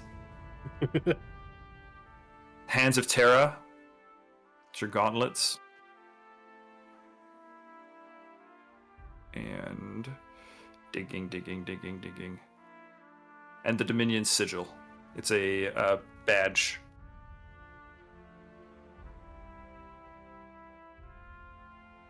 Okay. Other Selection War items. The pendant Light's Beacon is with Callian, supposedly. Love's Tranquility, the diadem, is supposedly with the Nomisma champion. The Eternal Embrace, a ring. That relic is supposed to be with the De Muerto champion. The current status of the De Muerto champions are unknown. So an investigation is ongoing, and hopefully contact will be made soon. I'll tell him it'll probably take quite some time on that. It's just a feeling. No. It almost sounded as though you had some sort of information about the De Muertos. The Sightless Shade is the blindfold. Mingo shudders. The Evu 7 does not have the champion who wields that. Although, Luna, you know who that might be. Right? Yeah, I'm already writing it under Mandola. Okay. Relevant, yeah. Yep. And then the Moonblade, which Evu 7 just gestures to your hip. So Androva has 3 items confirmed. Okay. I do have, so since we have this, we have so many resources now. Callian did tell me at least the last location that he was going to was the what's the in-game name of the island? Fawn Oh, Fawn Isle. On Fawn Isle. Isle. Oh. I think he knew that from the start, that's what he was heading to. Mm. Well, perhaps when the third cipher is finished construction, you might advise the Lord Justices to pursue Lord Callian, or maybe Lord Justice Dariax Lionheart might be willing to undertake such a mission once the business in the Ironwood is complete. What are they doing down there? Are they trying to settle down the people, or? Correct. You know? Essentially, our mission is to restore communities by offering them the aid and technological advancements of Azofast. The League of Magi, as I'm sure you are aware, has created a number of miraculous items that, in these trying times, could be useful to people. And additionally, to settle any unrest that may be plaguing the region, if necessary. What of those who don't want the technological advancements? Have you encountered any resistance to the help that you're trying to provide? Well, this is actually the operation's first mission. Can I sense motive? Sure. I'd say that this seems sincere, though. Okay. Like, yeah, this is the operation's first mission. So it's important that it's successful, huh? Correct. Currently, there are only 2 ciphers in full operation. This one has been set under the command of Admiral Silverheart to explore the surrounding region. We started with the Ironwood, given that the Sage, Elder Earthbreaker, is a close ally of the Empire. The other cipher remains at Azofast in defense of the city, should it be required. And a third cipher is in the late stages of production. Who ordered this mission, by the way? This was a combined... initiated? Yeah, this was a combined initiative, but it was the will of the Emperor, of Emperor Sir Salin, that Azofast share with the continent its gifts. Will Azofast be repatriating any of the refugees? The subject of repatriation is still ongoing. A decision has not yet been made. As of now, the city remains the exclusive province of the Essentia, due to limited resources. Limited resources, and as I glance about. Correct. Limited resources. While this ship may seem extravagant, you must understand that it has been carefully crafted, and as I mentioned, it is merely one of 3. Where are the other 2? In Azofast? Correct. One guarding the city and one in the final stages of production. But will be soon departing for its own mission. Where to? That information is not relevant. Understood. Yes. Well, you know, GM there's saying, I haven't thought about it yet. Perhaps the there's- Obsidian Sanctuary. speaking of settling unrest, this town has seen some stuff the past day or two. I wonder if, well, I don't know. You might want some help. And it just so happens that not only do we have an established reputation here, but I happen to be quite useful in helping people form opinions. Helping people form opinions. Interesting.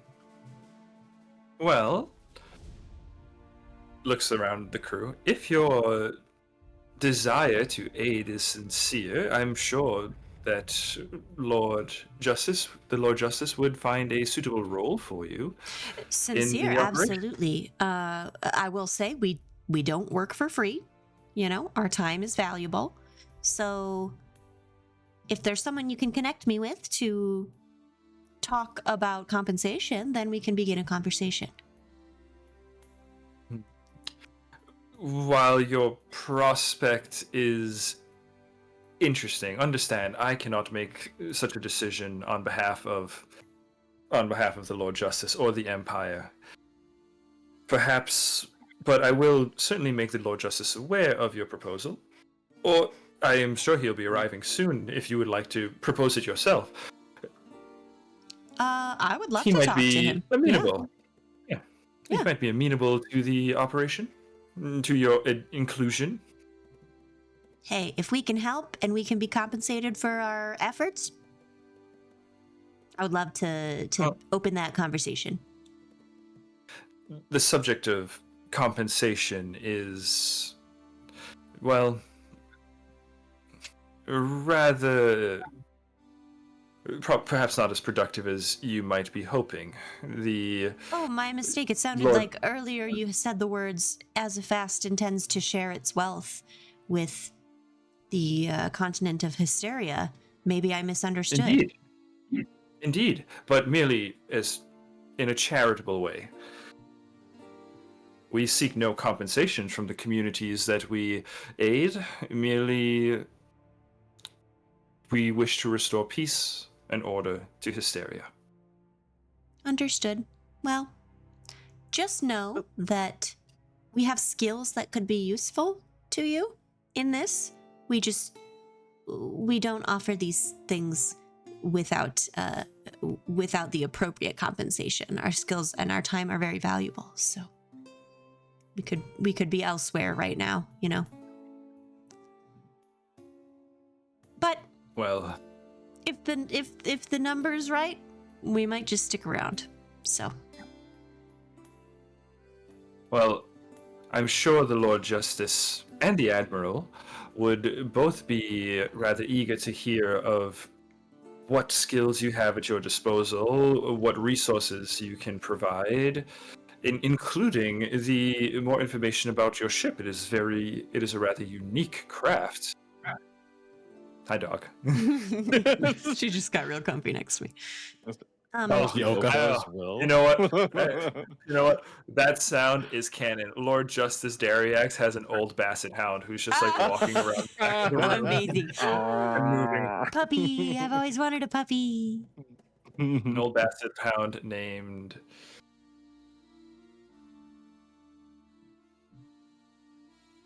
Zumba. What did you just look Nice. at? Or did you roll a dice? What? How did you? I did. I had three names kind of swirling around in my head. Oh, okay. And I rolled the dice, but this was still the name I preferred in the end. I was so like, do you have a just went name, with it. So a Zumba. dog name table? I actually do have a dog. Yeah. Actually, hang on. I do have a name table. Would you say And we- Zumba? we can do Name we this can do- dog we can do Greg. better than we can do better than Zumba. How about I don't think we can. We Lexus Baymont? Sir Lexus Baymont. That sounds more like So an Lexus admiral's dog. Baymont. Sir, Sir Lexus Baymont. Baymont. The Ooh, Basset Luna. Hound.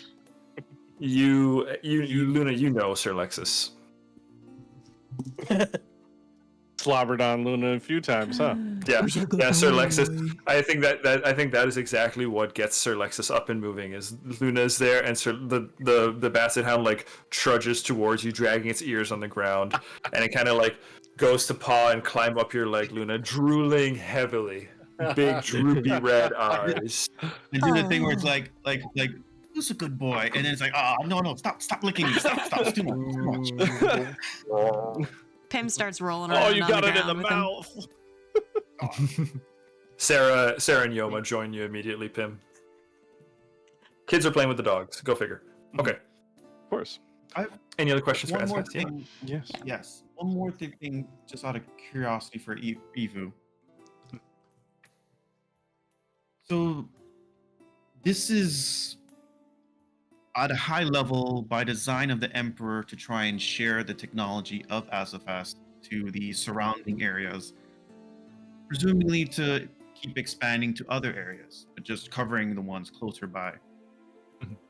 And from what you're saying, he doesn't expect anything in return. Correct. Is that accurate?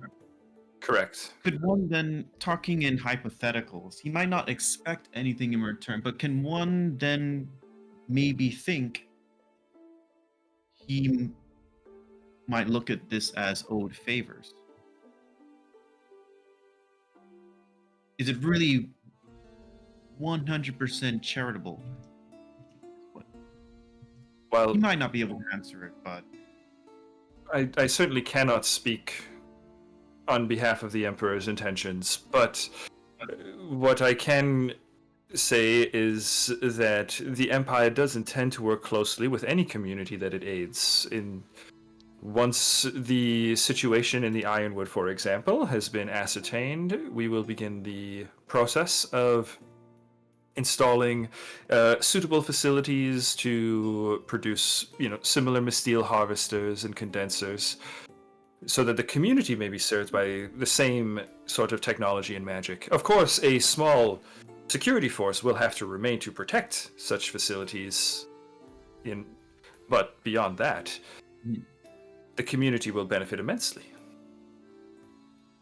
well, Hmm. if his intentions are true, then I applaud this mission of his. It's something I've wanted to do in the past, but didn't have the means. That is rather inspiring to hear. In part, though, you should know, you, Lady Elwins, were a considerable inspiration. Your father gave a rather impassioned speech when announcing the project. As you should know, the League of Magi is deeply invested in this operation. In fact, the final stages of the latest Sypher is entitled Project Luna.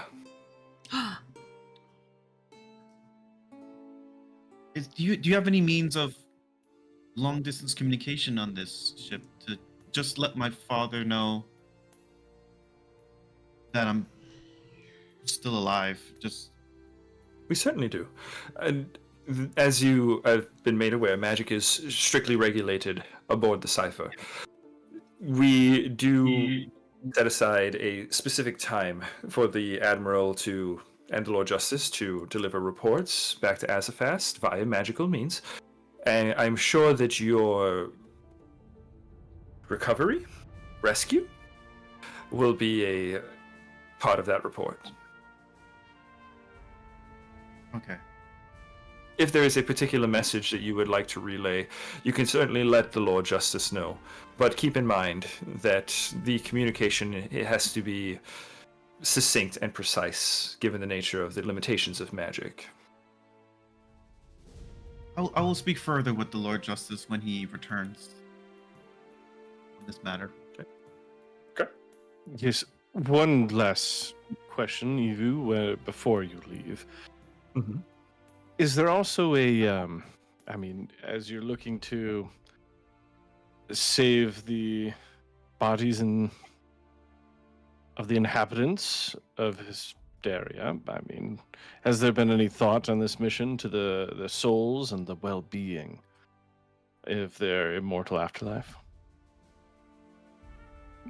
Well, rest assured, we espouse the word of Oros wherever we go. And our mission, our patron deity, is good Lord Azure, Of course. God of law and order. Our heralds and high justices have communed extensively with the deity. And our mission is holy. That brings a smile to my face. I would love to speak further with maybe some of the other religious, I guess, the adherents to Azure, to just learn a bit more about, how their thoughts on the mission and whatnot. But Absolutely. If you are looking for, if you are a religious scholar of some sort, then Yes. perhaps a discussion with Admiral Silverheart. He is a rather devout adherent. Yes, I will have to have a discussion at some point. Indeed. Well, I have other matters to attend to. If you require my assistance, merely press this button and I will come. Press the button on the wall. Tim's gonna press it right away just to see what happens. There's a ringing. Yeah, there's a ringing, but you're not sure where it comes from, except it probably is coming from Evu 7 somewhere. It's like a very light chime. Just wanted to see if it worked. It works. I know now. Yeah. Well, the Lord Justice should be Evu. Thank you for showing us around. Lady Elwins. Of course, Lady Elwins. I am at your service. Ta. Aw. Don't you say Aw. ta. So Evu British. 7 says ta. Ta. Okay. So, all right, crew. That will, I think, bring us. If you guys are cool with it, we'll do a quick little jump ahead in time. Did we I- want any other discussions one more- between the crew, or Oh, sure. before we jump forward? Yeah, I can do one more. Okay. First, I'm gonna just. It's a cantrip. Try this out of curiosity. I don't know if it's gonna get messed up. If I use a detect magic, is everything just gonna be like lighting up? Yeah, you get a lot of magic. It is hard to pinpoint something specifically. But let me just take a look at the spell here. Do you cast detect magic? That was the thing I should ask first. Yeah, I'm just trying to find it to read the description. 'Cause I'm basically trying to see because I want to. We're gonna have a little crew talk, or at least Had with- one with- job. with Dan the man. What rank is the spell that you're casting? Just because Level it's 4. It's It's a cantrip. a cantrip. It's rank 1, heightened to 4. heightened to It's 4. still Perfect. Okay. it's still a cantrip though. It's still a cantrip. Yeah, that's fine. Okay. Right. So you do detect, yeah, like we were kind of saying, everything kind of lights up. There's magic everywhere. It is almost like palpable in the air.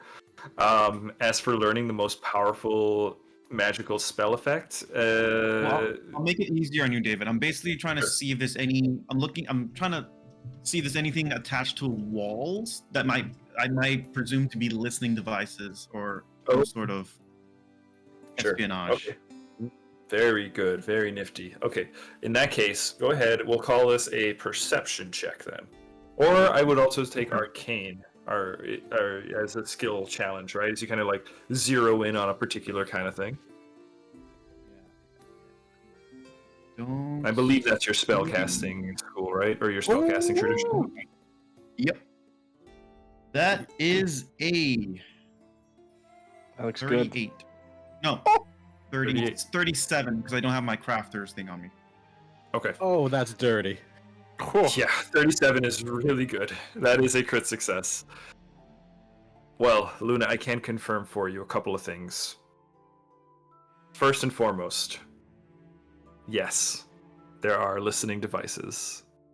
You do find It looks like spell gems implanted in the walls with clairvoyance and clairaudience spells. So almost creating security cameras. Not in any of there are some private spaces as you're going around. Yeah, this is a really good rule. So there are some private spaces, you know, the bathroom, right? The bedroom, that kind of stuff that doesn't have like as much security, but this common area, this room right here, does seem to have those things present. So a couple of spell gems. I'll say you probably find one spell gem each of a clairaudience and clairvoyance. You can basically add that to your inventory if you wanted to try to get it out, though. You could like grab that spell gem, but you do find it. Yeah, if you wanted to. I would allow you to make the attempt. The other thing is with a crit success, yeah, magic everywhere, but with your crit success, something that you find that you the magic here is very. If I were to kind of describe this as like electricity, right? This is pretty high voltage, right? It looks like this is using a lot of energy, right? A lot of magic moving through here. You know, I think you don't quite. I know like Edenor had some weird stuff reaction to it and stuff, but Luna, you essentially notice that this is like. Yeah, like I said, this is like high voltage magic, right? High voltage energy moving through the space. It is not necessarily dangerous or volatile, but it is pretty advanced from what you recall, right? Or where it was before. Yeah, it's a good enough description where that's a second thing I have to bring up then. I would want to. I'm gonna tell everyone. So I just casted to try and see if there's any sort of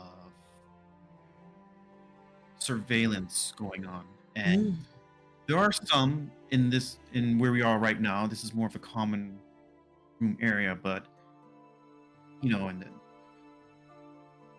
bathrooms, bedrooms, up in those areas, there's, as far as I can tell, there's. We need to have a crew talk right now. Should we go get the Potty captain? break. Were you? I have to pee. Luna, I come said with bathroom me. and bedroom. Girls go together. And Yeah, we'll that's what girls do. No, let's maybe go see if the captain is done and head to our quarters. You can do that. I'm just gonna say for ease of everything, yeah, Lycus, your crew piles in and are able to pull you out. Fully rested. Yeah. Yeah, you guys should. Your character sheet should all be set. We're not going to do anything too crazy. Don't worry. Mm-hmm.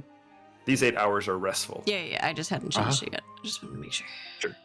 So while we're in the bed, so the all room 4 of you in the bed. Yeah, Yes. No, everybody I get changed it. One big bed. One big I bed. fixed myself. I fixed it. We practice So family bed. While we're in there, while we've been on this ship, let me start this conversation by, amongst us, who's the most sensitive when it comes to the missteel is our little giant over here, Ednor. Yes. What concentration of missteel right now? Well, I would say that anything you do could be a very big problem. I couldn't tell you exactly what is happening, but something is wrong. Luna, I you don't were know able what it to cast that little spell to detect the surveillance. Maybe littles are okay. It's, from what I can tell, there's a very, very thick concentration here. And we know that this ship is using that missteel as a propulsion device. I'll ask Edenor this, and maybe I'll do a roll for fun. Have you ever read anything like, is missteel infinite? Can it run out? would Edenor have encountered that in the Arcanum? Yeah, that's it. Mhm. Edenor, you are uniquely experienced with this, right? Being given your history. Right. I would say I will allow you to roll a religion check on here. Okay. Yeah, I'm gonna do that. Because this is innately tied to your faith. Faith. Yeah, I was like, I didn't really think Arcana fit here, so that's like, Yeah. Ednor might more. Not in Edenor's case, for sure. So it's a 23. Okay. 23. What 23 gets you? The question was, would you know anything about... Is there like a the limit finite? to Sure. finite amount? So theoretically, no. It is an innate energy of the world, but it does have, various effects on the world. Imagine Mysteel is sort of like, like in our world, there's like the 5 forces, right? The 5 Mhm. innate forces of the world, gravitational, electromagnetic, Right. that kind of stuff, nuclears. The Mysteel is like that. It is a force in the world, right? It is not necessarily finite, right? But an imbalance or a messing with it can still affect and cause catastrophe, right? Casting of spells tends to excite it, right? And typically with normal magic and with a spell, components, all that business, you can focus that energy and make it do stuff, right? What is happening here in this vessel, though, is almost a harvesting of like that raw energy and a condensing of it, turning it into like spell gems, crystals, all that business, and just kind of that the condensing of the Mysteel, Mhm. it can be a pretty explosive process if a spell gem were to be like damaged carelessly, or magic were to be used carelessly. It can even be turned into things like you recall situations where it was like weaponized, right? People making like Right. spell gem grenades kind of So thing. it's volatile when used this way. It can be. Right. Well, Well, not necessarily this way, Mhm. but yeah, it can be. and Edenor is also going to call back. Think about it this way, Luna. It might as well be a volatile gas, and any spark from a spell or anything like that could set it off or cause some various other effect. So if you think about it, there was a number of effects that popped off when we were combating the Boule. So it was another similar, more quote-unquote natural space where the Mysteel is just a little bit thicker. This is a little extreme, so which is most likely why they're very cautious on allowing any sort of magical device or usage. Because you never know, you could explode in a fireball, or who knows, turn into a potted plant. Edenor, I want to give you something else too. Because you have, in your experience, interacted with condensed Mysteel, because it can do so naturally, as we kind of mentioned, but the process takes a lot longer than what you're seeing around here. One thing that does stand out to you with the 23 that you didn't get before, and I would say with the second check, I'm adding a little bit of a bonus here. The gems, the condensed Mysteel, does seem quite different. Specifically, naturally condensed Mysteel is a bit more of a jagged sort of gemstone, whereas these are much more, again, symmetrical, right? A bit more shaped, right? Multifaceted, but significantly less so than something that would be like a jagged, naturally forming spell gem. There's a domesticity to this process. It doesn't seem quite as natural. It's a big thing. Okay, then what I would say then, so based on what you're saying, this is what I'm thinking might go wrong. Azofast, by extension, the Emperor wants to spread his technology to the rest of the world, essentially, which innately is a good thing. But I'm starting to wonder now, after your explanation, if they were to set up a station, or let's say they implant whatever technology in each of these villages outside, and that also has its own Misteel converter. Could there be a chain reaction one day where, it just Blows something up goes the whole wrong and world? If you have enough unnatural Misteel, I guess anything could truly happen, right? Why would they want to do that, though? Well, I don't know if they're actually thinking about it very deeply. I mean, just think we could have you have an endless leash of these things around the world. One poor sap casts a fireball, and then that creates a chain that sends this world into another dimension. Anything could literally happen. That would be incredible. Luna, do you think that's... And we're in Starfinder, guys. Campaign inciting incident. Somebody cast fireball. Luna, is that something that you really think the Azofastians would do? Is that in... I mean, it's just so extreme. It's a very serious accusation, in other words. Well, no, that they would spread their technology around. Not that they want to With spread it to malicious cause it to intent, explode. though. I think there's more to the story. Well, Yeah. I guess the fear really is something that is a more magical creature in its own nature coming around. I don't know, let's see, a flying dragon, which is inherently magical, does something magical. Even beyond that, I don't find your belief that this is innately a positive thing. Think of Ironwood, its leader. She's a powerful druid.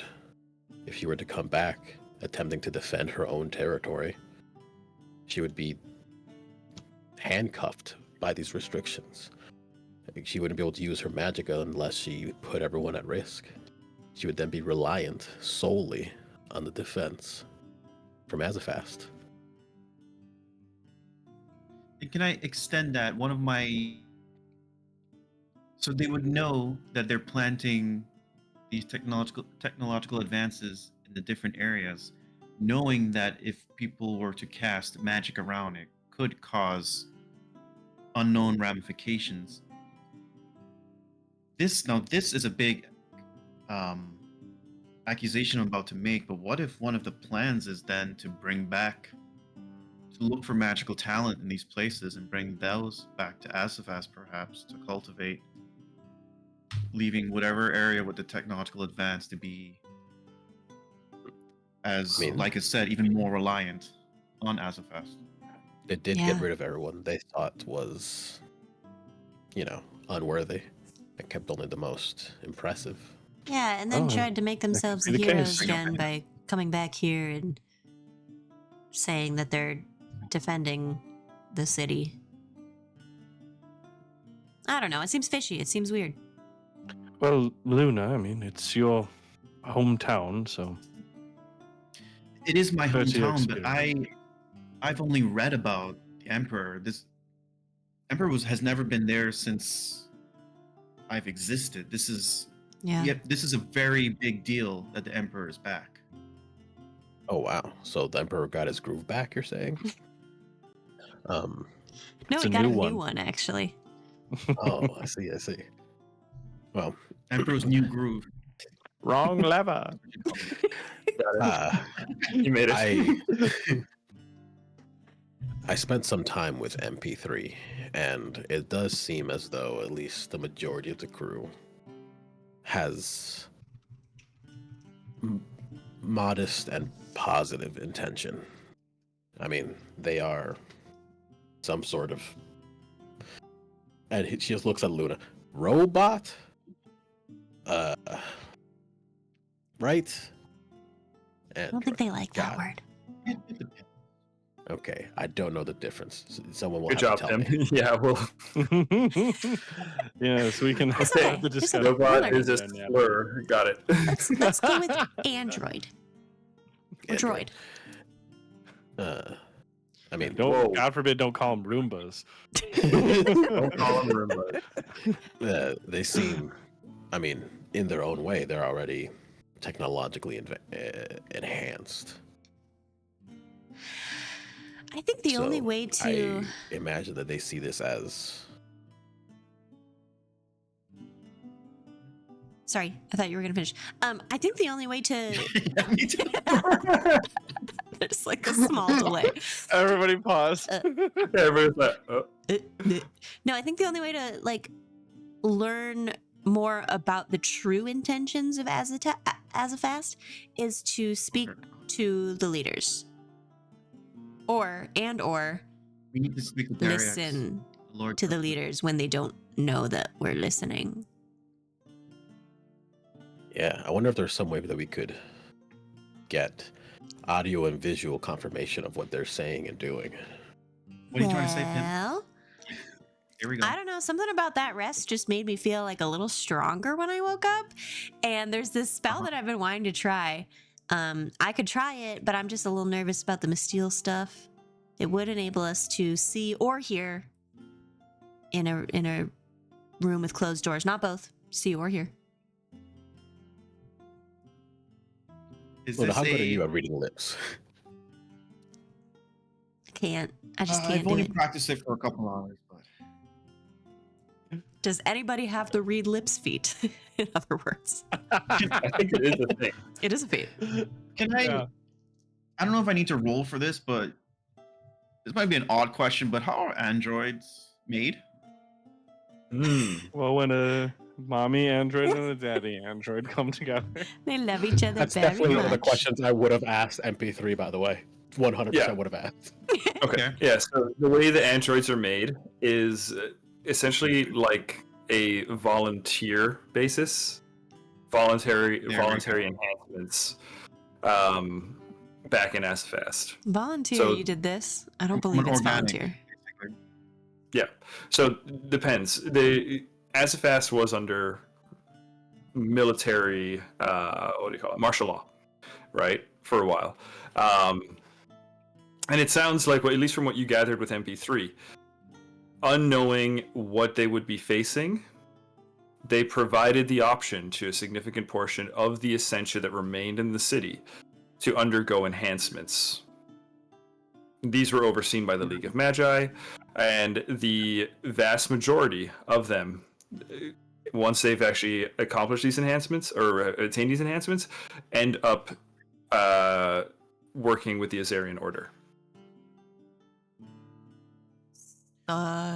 Like it's, Eh, with your talks, you said you spoke to MP3, correct? Yeah, just for a while. Afterwards. Mhm. Did you talk about your troubles or anything like that? By the way, I'm just curious. Did he No, give you they asked any me a lot. tea? Yeah. No, he just asked me a lot about traumas. I don't know. I Are told you him how to- feeling complete? Is your cup Like full? 100% complete? I mean, I'm feeling pretty all right, all things considered. I feel even. I don't know. I feel like I got a whole nother wolf in me. So nothing's missing. There are two wolves in Lycus.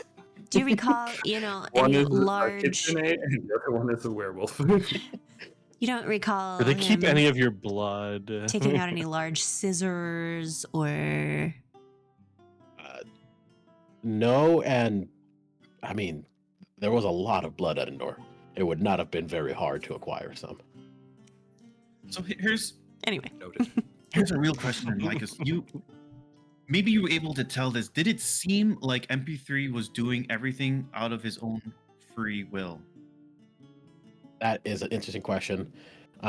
So, David, I would love to roll for that if I need to, but also as an extension, I think I would want to know, like, I would have wanted to ask MP3 and any of the androids that they're around how they have appreciated their new bodies, like if they're happy with what they've become.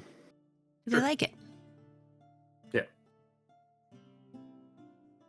Go ahead, roll society. I was looking for my dice on the table. The what was I gonna say? Oh. Nope. Oh. Reroll. Hero point. A name. Hero point. Yes. Wow.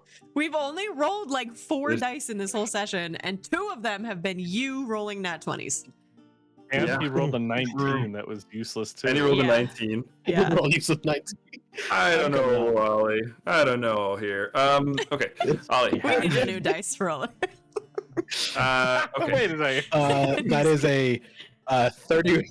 That's a 31 on my society. 31 on society. Okay. I'm going to give you the answer to 2 questions. You said the first one was, have they enjoyed their enhancements? Yes. Right? A lot of people seem grateful. They think that, you know, undergoing the process of becoming gaining this android heritage has been enlightening, eye-opening. They feel healthier than they did before, you know, now with their physical form now being essentially reinforced technologically. Right, so there's a general consensus of, yeah, we feel stronger, right? We feel healthier. What I will give you though, as well, 2 things. First, they call themselves Denethians. That's DENETHIANS. I can put it in the names and apostrophes chat. Denethians. So that they don't call themselves androids. They don't mind the term. They don't like the term robots, but their preferred term is Denethian. Denethian. And so yeah, they're for the most part pretty pleased. But what I will say with your natural 20, you do get a sense of like, you know, like when you go to like in those movies where you'd see like, okay, these people are clearly indoctrinated, where everybody kind of has like a very kind of scripted response, and they're like, oh, of course we appreciate the gifts of the Empire. Oh, there's no war in Bossing Say. Right. You're getting a lot of that. You don't have to answer this. I just wanted to make note of something that MP3 said. He said that no one has asked him about his thoughts and feelings in a while, aside of medicine. Correct. Does it Good seem catch. like once they are given their modifications and given their task, they are treated as though they are tools? What you kind of gathered is that they're more not necessarily tools, but they're almost defined all of a sudden by their role and occupation. Right? I wouldn't say that they're dehumanized. I wouldn't go so far as to say that, but they do very much become more of like a specialized like force, right? And that seems to be what that is their role. It is a very strict command structure. Real quick. Flyby Stew, shout out to Flyby Stew, just gifted a hero point Flyby Stew! for the GM. Oh, F you, Stu. Thank you. F you. You shouldn't have. Hey, good to see you again, Flyby. Hey, Yeah, it's been a while. So, Ooh, Okay. I'm gonna use this. I'm gonna have fun with this one. They're sick I of haven't it. actually rolled anything all session, guys. yeah, let's make him roll something. No, we have to make sure that doesn't happen. Yeah. Oh, I was gonna say the opposite. Okay. I'm keeping it in my back pocket though. Okay. So yeah, that's kind of what you gathered with the Denethians. Like I said, unless you have a natural 20 here, so if you have another question or anything, I feel like I didn't quite give you too much. So if you want something else, if you guys have like another burning inquiry, it's a good time to ask it while How we're still on this about- 20. Do they still have all their memories? Yes, they do still have their memories. I They're was still- als- yeah. Yeah. That's important. I was also wondering, like, have they been recruited, pressured, felt manipulated to do the Azofastian bidding or something like that? Ooh, connected to that, Mhm. like if they were coerced or this, that, whatever, along with that, the people, like they were all Essentia, right? Mhm. Supposedly. Mhm. The ones who became Denethians, Mhm. were they different than the rest of the Essentia? Were they coerced? Yeah, who because was of their... asked? Was it a select Yeah. group? They volunteered, Doesn't I it- think. Yeah, Oh. it doesn't appear to be It's it truly doesn't appear to volunteer. have like any particular. Yeah, a lot of them were. One common trend is that you do see a lot of them were also Azarian Order members before. The Azarian Order would be sort of like the police, essentially, in Azofast, right? A large security force, right? I would actually maybe equate it more to like a National Guard kind of thing, right? So a lot of them came from there. I would say, if I had to put it in like exact terms, again, I want to honor the 20. I'd say like 60 to 70% of them came from the Azarian Order. And the rest just kind of came out of the woodworks of the Essentia. town. Out of those who were Essentia, Yeah. deemed Essentia. Mm-hmm. Can you tell I wrote this way back in COVID?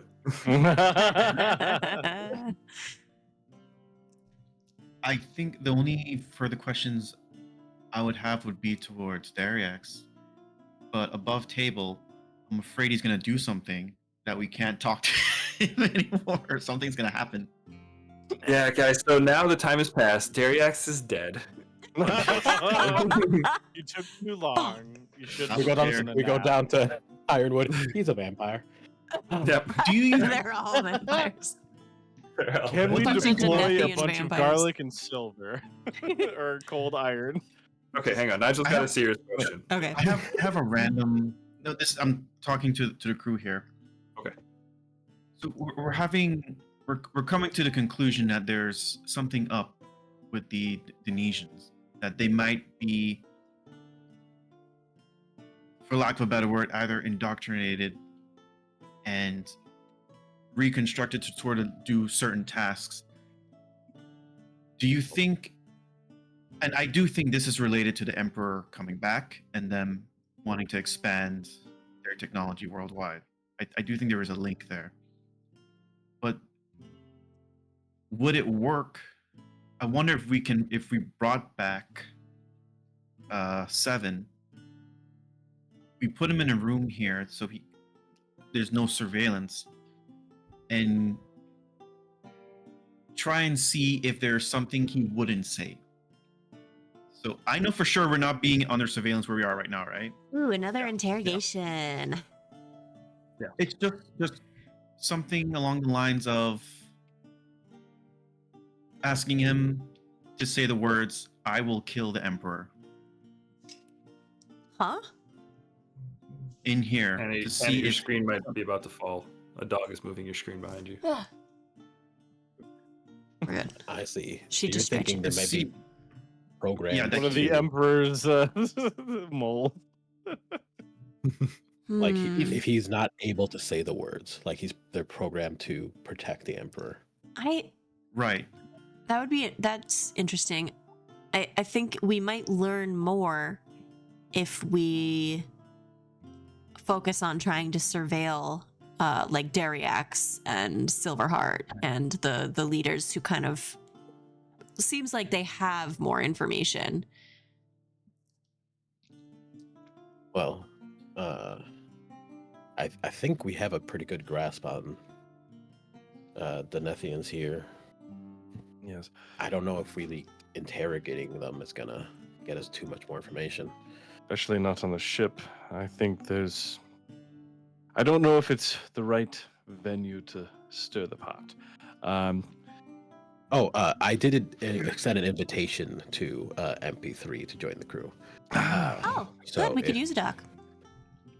I was thinking the same thing. If he does get interested enough to make their way onto the Oka, perhaps we could, have that deeper conversation with him there. We could offer him the tool. Dariax. Speaking of the Oka, Oh, yes. Mhm. Luna, do you think the Oka would be strong enough to fly this ship if it were in the place of the engine? Just curious. Just thinking. Oh, Captain. Future upgrades for the I ship. see what you're asking. This ship is in the air right now because it is converting Misteel. What you're saying is to transplant Oka, the air elemental spirit that's in, our ship, into this ship? Oh, I'm purely wondering if Oka, the wonderful air elemental that is part of the crew, if we upgrade their ship someday to potentially being the size and shape of this exact same vessel, could they handle the if size? it would be able to fly it. Yeah. Well, as my knowledge is in crafting and less of an air elemental spirit. But you crafted magic items before. Why don't you just roll a dice and see what happens? I will give you this too, though, Luna. You did recently learn that there is one of these ships being built. Yeah, and that's in what I was production. going to. That's what I'm going to get to as well. So, how about we save that as Plan C? Plan A. There is a ship being built just like this in Azofast. It's even named after myself. And then she smile down. Oh God. Oh, we're gonna have to change that name real quick. Yep. Can't have that. Can't have that. Maybe we can work with that first. Interesting. Something along there before we Yeah. start wondering if the spirit can handle more. All hypothetical, of course. Totally. Also, I think we have a little bit of damage control to do with the Ironwood civilians, and I would like to get on top of that before these admirals and lords go trouncing about in town. So I kind of want to go talk to the citizens. Well, there can't be that many direct witnesses. At this point, the door in the front room bangs open, and you hear the bellowing voice. Yeah, you're all in the bedroom. You hear the voice of Dariax Lionheart loudly proclaim. This has been hours. He says, Luna, I've just returned from trouncing around the town and talking to the townsfolk. Hey, Dari. You want to join us on the bed? It's real comfy. It is a rather large bed. Yeah. This is an odd place to meet, California but I did allow you all free reign of my suite, so sure. I took a Hello, great sir. nap on here. It's very And comfy he bed. pets his dog. Oh, yeah, good boy. How are the citizens doing? The situation in the Ironwood is tense. Some good news first. The conquering host, it seems, has, at least for now, no longer committed to their assault. That's good. I wouldn't call it a full retreat, but they're certainly not advancing any further. So, there's that. But, as far as the town goes, the Ironwood is fraught with damage and a sense of mistrust. Not only from the townsfolk themselves, the locals, but from what non-essentia we encountered. It seems that the Empire has quite a lot of work to do to rebuild our reputation, at least here in the Ironwood.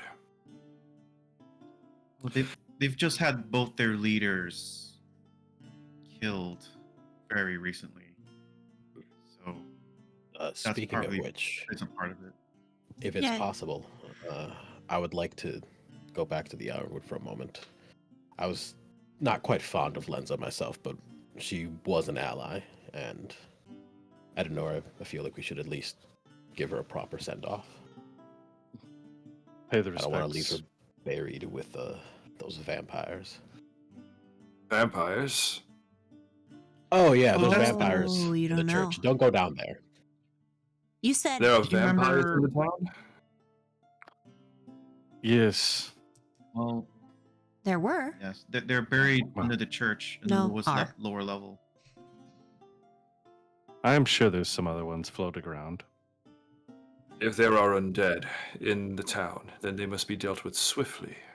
Yes, I agree. Whoa! Let's hold back. We scared them off. I'm pretty sure they were here. Yeah, and with Murder Clown dead, they're not Murder clown?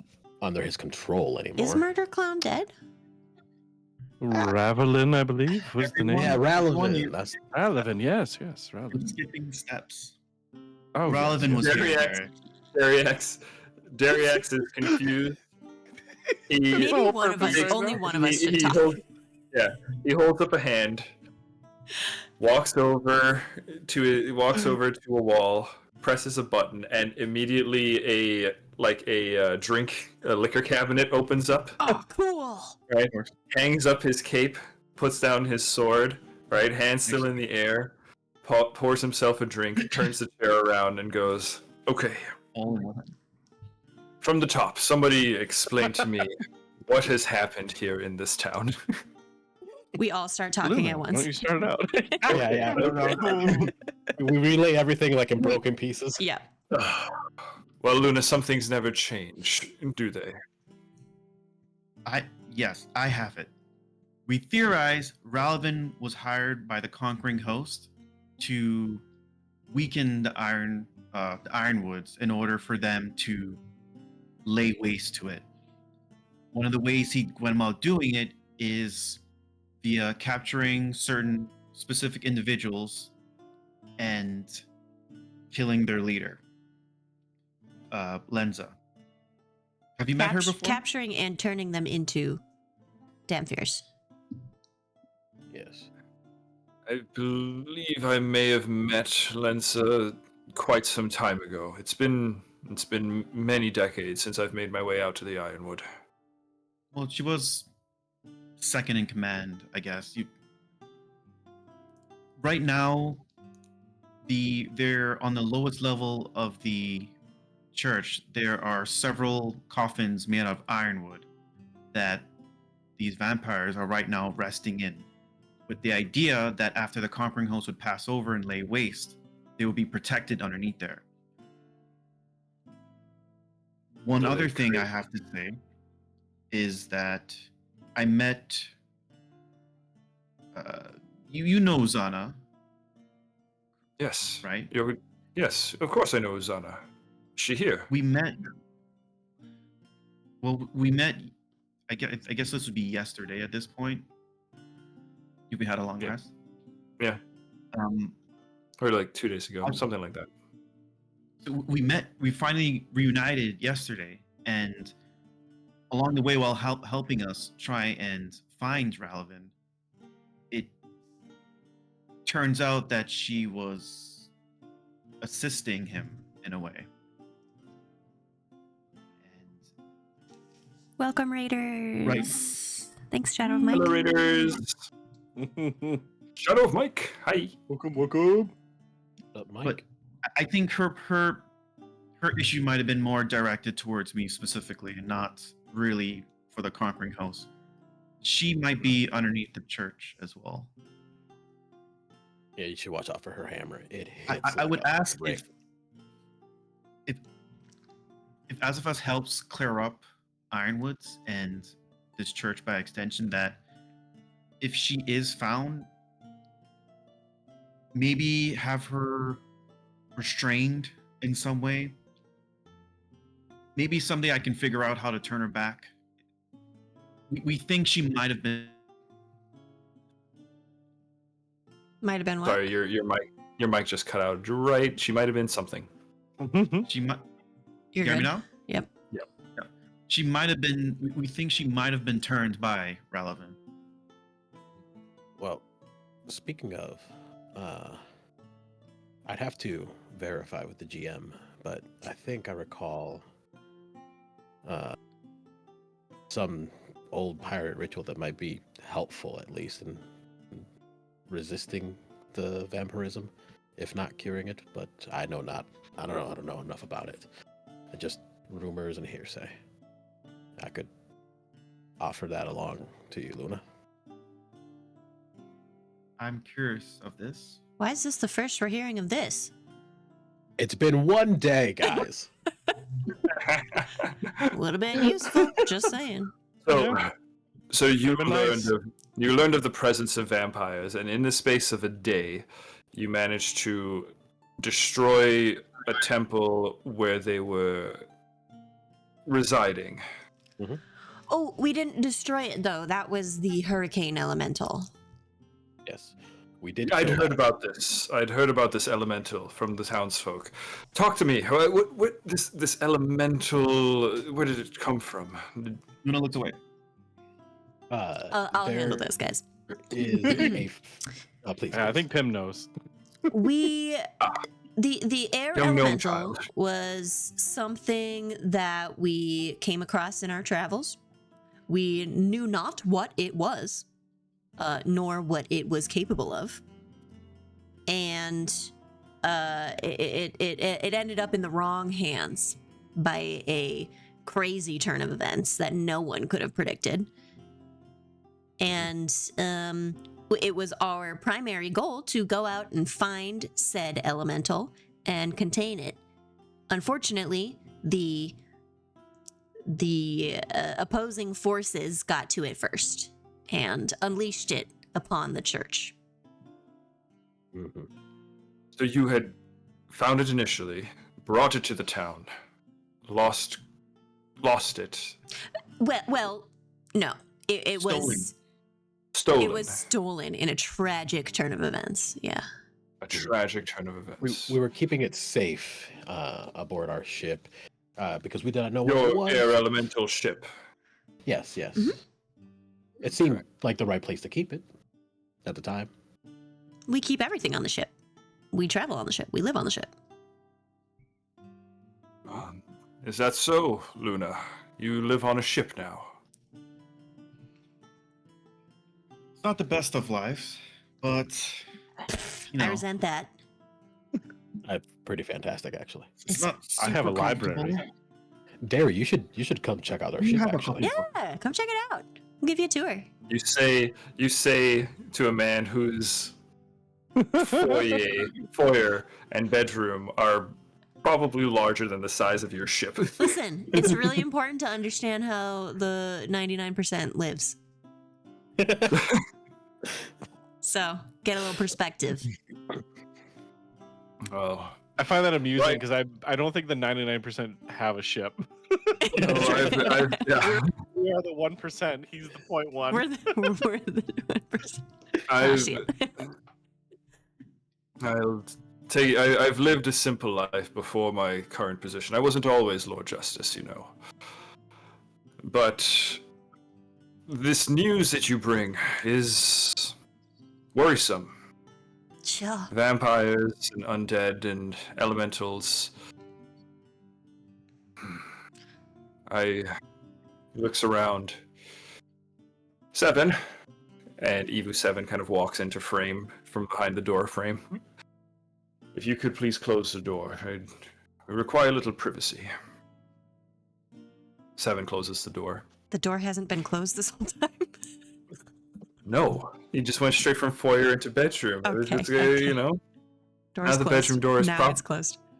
Well, initially when he arrived, it was closed. I see. We're like, we just talked this entire time. We're going to close the door. Yeah. The door closes, and he says,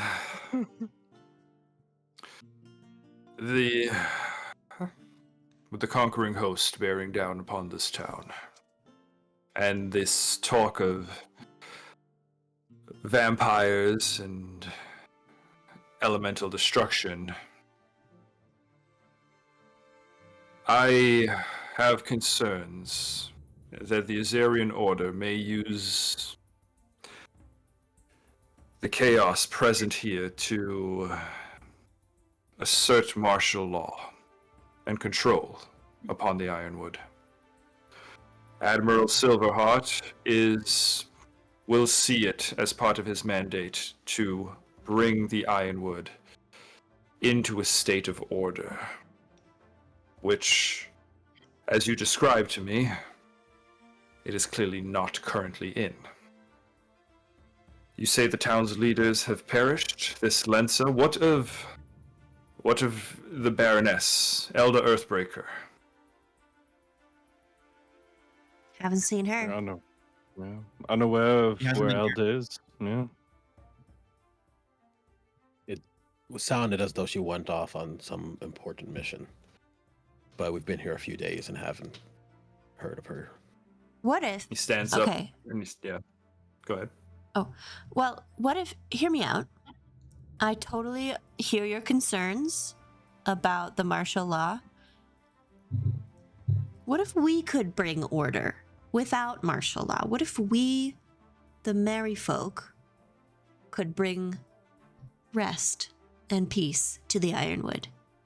Would that prevent the Azofastians from coming in, doing their thing? My dear, we as Azofastians are here. There is no preventing us at this point. No, I know, but there's no But- martial law as of right now. Like, As of right now, They're still but This is their territory as well. Like we, right? Azofast can do what it wants. correct. This territory belongs to the Ironwood people. The Ironwood. The Ironwood Yes. was part of the Empire before Before all of everything this. got destroyed.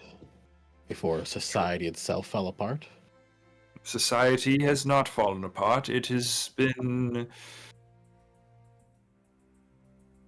resting. And it is reemerging. Now, your proposal of you, merry folk, bringing peace to this town, it's, while admirable, you hold no sway in the Empire. But, What makes you think that? Lord Justice, Sure. Your empire is Got you vast there. and powerful. here's what we do hold sway with, though: the people. Your empire is Ooh. nothing without people. this is true, but I would implore you to perhaps seek out Elder Earthbreaker. If she is not, in fact, deceased, and she could reclaim her baron, her Baronship? Max, what's it called? Barony? Baron? Yeah, Barony. Yep. Barony. If she could reassert her control of her barony, that is recognized by the Emperor. Does anybody know where she is? No. Did she go to find either the rabbit creature? Was it named Jack, or go to find? The rabbit Granny Mel. creature. Right. They're people. They prefer the term Also- Paragon. It's just unfortunate that we know someone named Jack too, so that might come out wrong.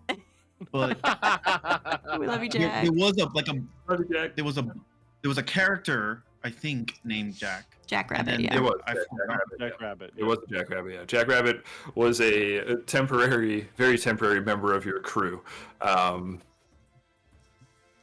Elda, no, I'll tell you guys above table. I don't think any of you have necessarily done investigating into where Elda may have gone. You do know that I think Lensa did allude to knowing where Elda might be, as, you know, the second in command. So there's that. Ooh, She went may have Well, told shit. Gilderoy or whatever the fuck that kid's name was. Jeffrey? Jeffrey. Jeffrey. Gilderoy. They're cool. No. Gilderoy that's Silverheart's first name. Oh, god damn it. Yeah. Yeah, Jeffrey. He might know something. Jeffrey's dead. But I'm 99% sure we said that. Might be, but we don't know for sure. There may be others in town, though. Yeah, we can ask around. We're good at that. Well, I'm good at that. Yes. Either way, we should go down to the Ironwood, see how the people are doing, see if we can get them a little more whelmed, and see if we can give some. If you're gonna re-whelm the populace. Maybe give some less rights to Lenza. Whelming. Yeah. For the sake of the people who did follow her. And there is one more matter. Our ship is damaged. We need repairs.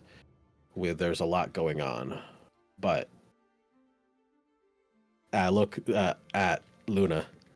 Luna, your wife and our crew. They are imprisoned by the Conquering Host. Our captain jokes. He has a lot of jokes. He thinks it's funny. We laugh sometimes. No, not a joke. Luna's married. Fully married a centaur. Yep, we'll tell I you didn't about know it that. sometime. It's a great story. Yeah, we do need to find Luna's wife. Perhaps I will not include this in my report to your father. Please don't. Up to you.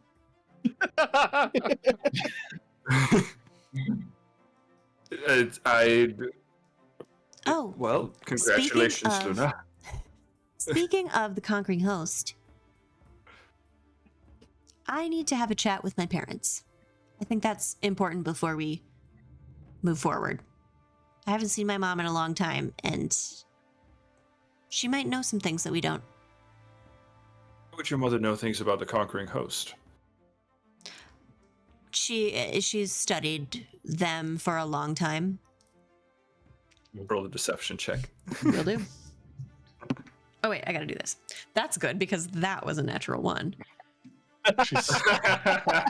hey, Well, we all heard the dice. I'm gonna use a hero point because we're almost done with the session. And it's worse. Use it up. I have 2 hero points. I'll do it again. I'll do it You again. do. Yeah. Oh yeah. Wait, is that a crit success? Because then he likes me more. It's a plus 18, so 37. Yeah, it's a crit success. But what is the thing that makes him like you more?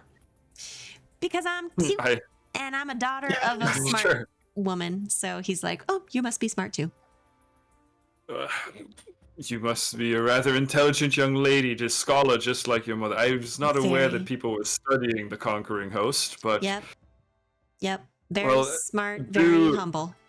All of us. do let your mother know that I would be most interested in talking to her if she is willing about the Conquering Host. And well, be very careful with who that knowledge is told. Double checks that the door is closed. Understood. I consider Luna here to be, well, like maybe not quite like a daughter to me, but the next best thing. If she seems to trust all of you, if I'm gathering this correctly, Luna. I trust 2 at 100%, 1 at 98, 99%. Ooh, who's the Yeah. one? Ednor for sure. Is it me? Right. Because I lie. I mean, Excuse me? because I like talking. They're a bit of a jabber. Okay. Well, Takes a rip from the drink. this you've all given me a lot to think about. As far as your ship goes, if you are willing to help find the Baroness, to keep the Ironwood autonomous from the Empire, do see that it is repaired as quickly as possible while you investigate the location of the Baroness. It is rather late now, and I need to rest. But perhaps tomorrow evening, you, Luna, and your crew would like to join me for dinner? I'd love We'll to. make a Sounds good delightful. meal. I could play you some of my new songs. Never been heard by any audience ever. Well, that would be most entertaining. And if there's any amongst your crew that would be, you think would be amenable to such, the invitation stands. Thank I you. think we should celebrate your return, Luna. And this is Thank you. open for the entire crew, correct? Perhaps just the officers. The admiral will insist on attending. You see. I see. Understood. If you need a looks at your clothes. If you need perhaps an updated wardrobe, I do have a rather extensive collection here for all occasions and all peoples. Gnome sizes? I'm sure something can be managed. Okay, cool. It You have will be a women formal clothing affair. in your closet? I have all sorts of company. Oh, okay. Airy. Oh my. You dog here. Hey. Oh my.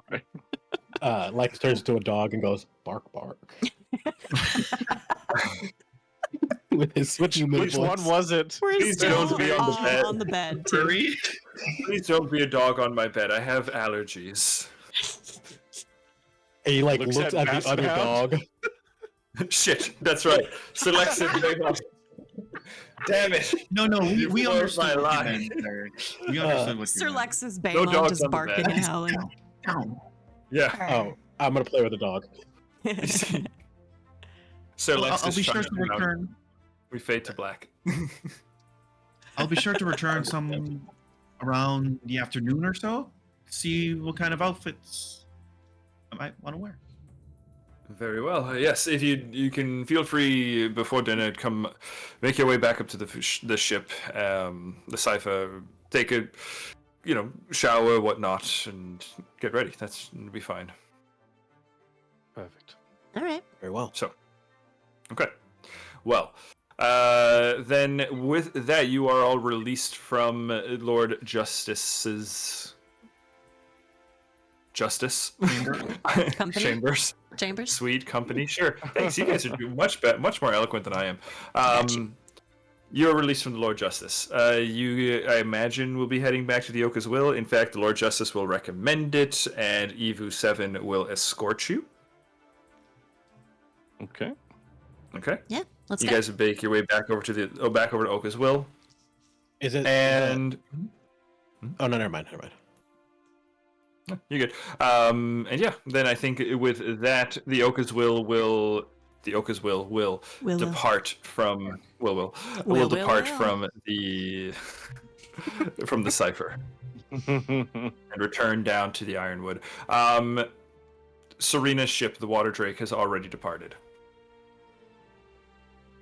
So it's just the Oka's Will. You guys make your way aboard. Again, she's seen better days. Your airship, your elemental airship, the cabin that once protected Oka's sensor, the actual heart of your ship, very much exposed. Splinters are the walls that were once around here.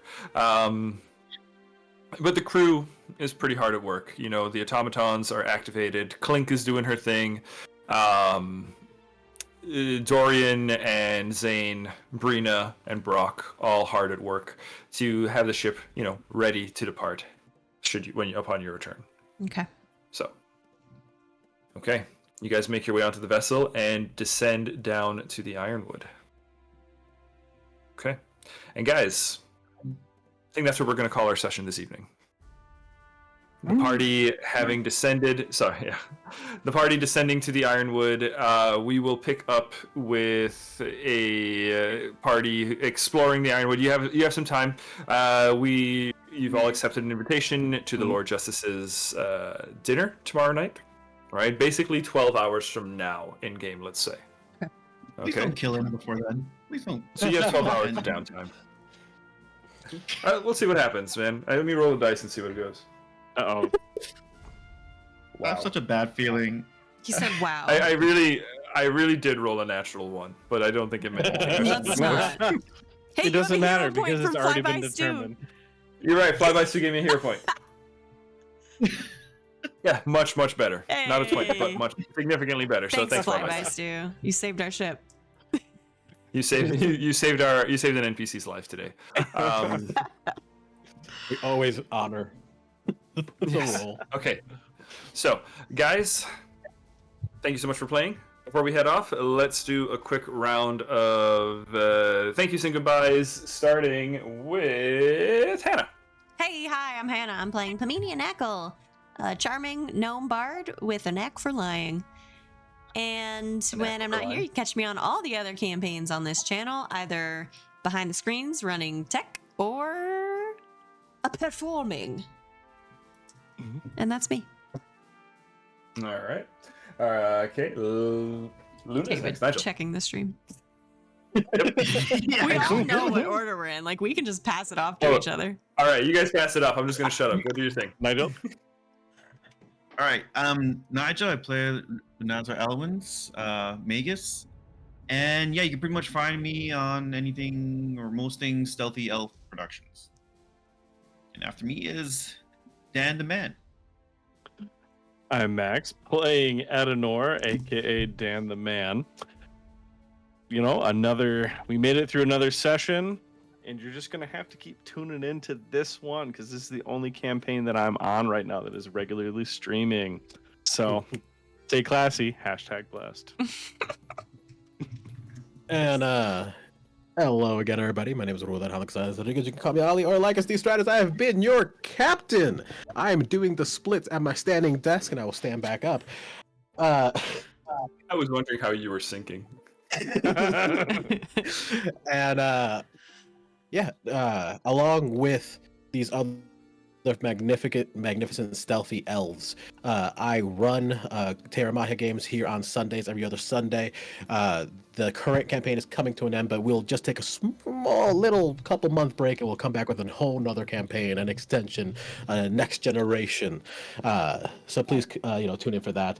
And on Fridays we will be doing Terra Talks, where we develop the game together, taking it from a beautiful little lump of clay into a readable book. So please tune in for that as well. And that's pretty much all I'm actively doing right now on this channel with these beautiful elves. Besides doing So, the splits. yeah. Besides the split. Besides You're that, also doing which that. I will I like go back how to you- now while David says goodbye. I like how you're making books out of clay. Yes, I am very skilled what in kind of multiple tablet Very mediums. easy. Right? You know. Guys, my name is David. I've been your GM this evening. You can catch me here as the game master of all of our Heroes of Hysteria games. That is Sandsea Saga, Unearthed Inheritance, which will be next week, and New World Rebellion, which will be coming up again in October for ElfCon. When I'm not doing this, I am the GM for our Outlaws of Alkenstar actual play, and I play the cowboy that shields first and asks questions later in our Terramahia game. And occasionally I show up on Tales Archived. Go check out Tales Archive for more great TTRPG content. I am hoping there will be a Known Realms Telesh tomorrow. I don't think there was one last week, so I'm hoping it's this week. Alec, if you're in chat, let them know. All right. That's No it. pressure. We will see you guys. Sandsea Saga will be back in a couple weeks. So have a good one. Cool. Stick Goodbye. around for a raid, everybody. To the raid!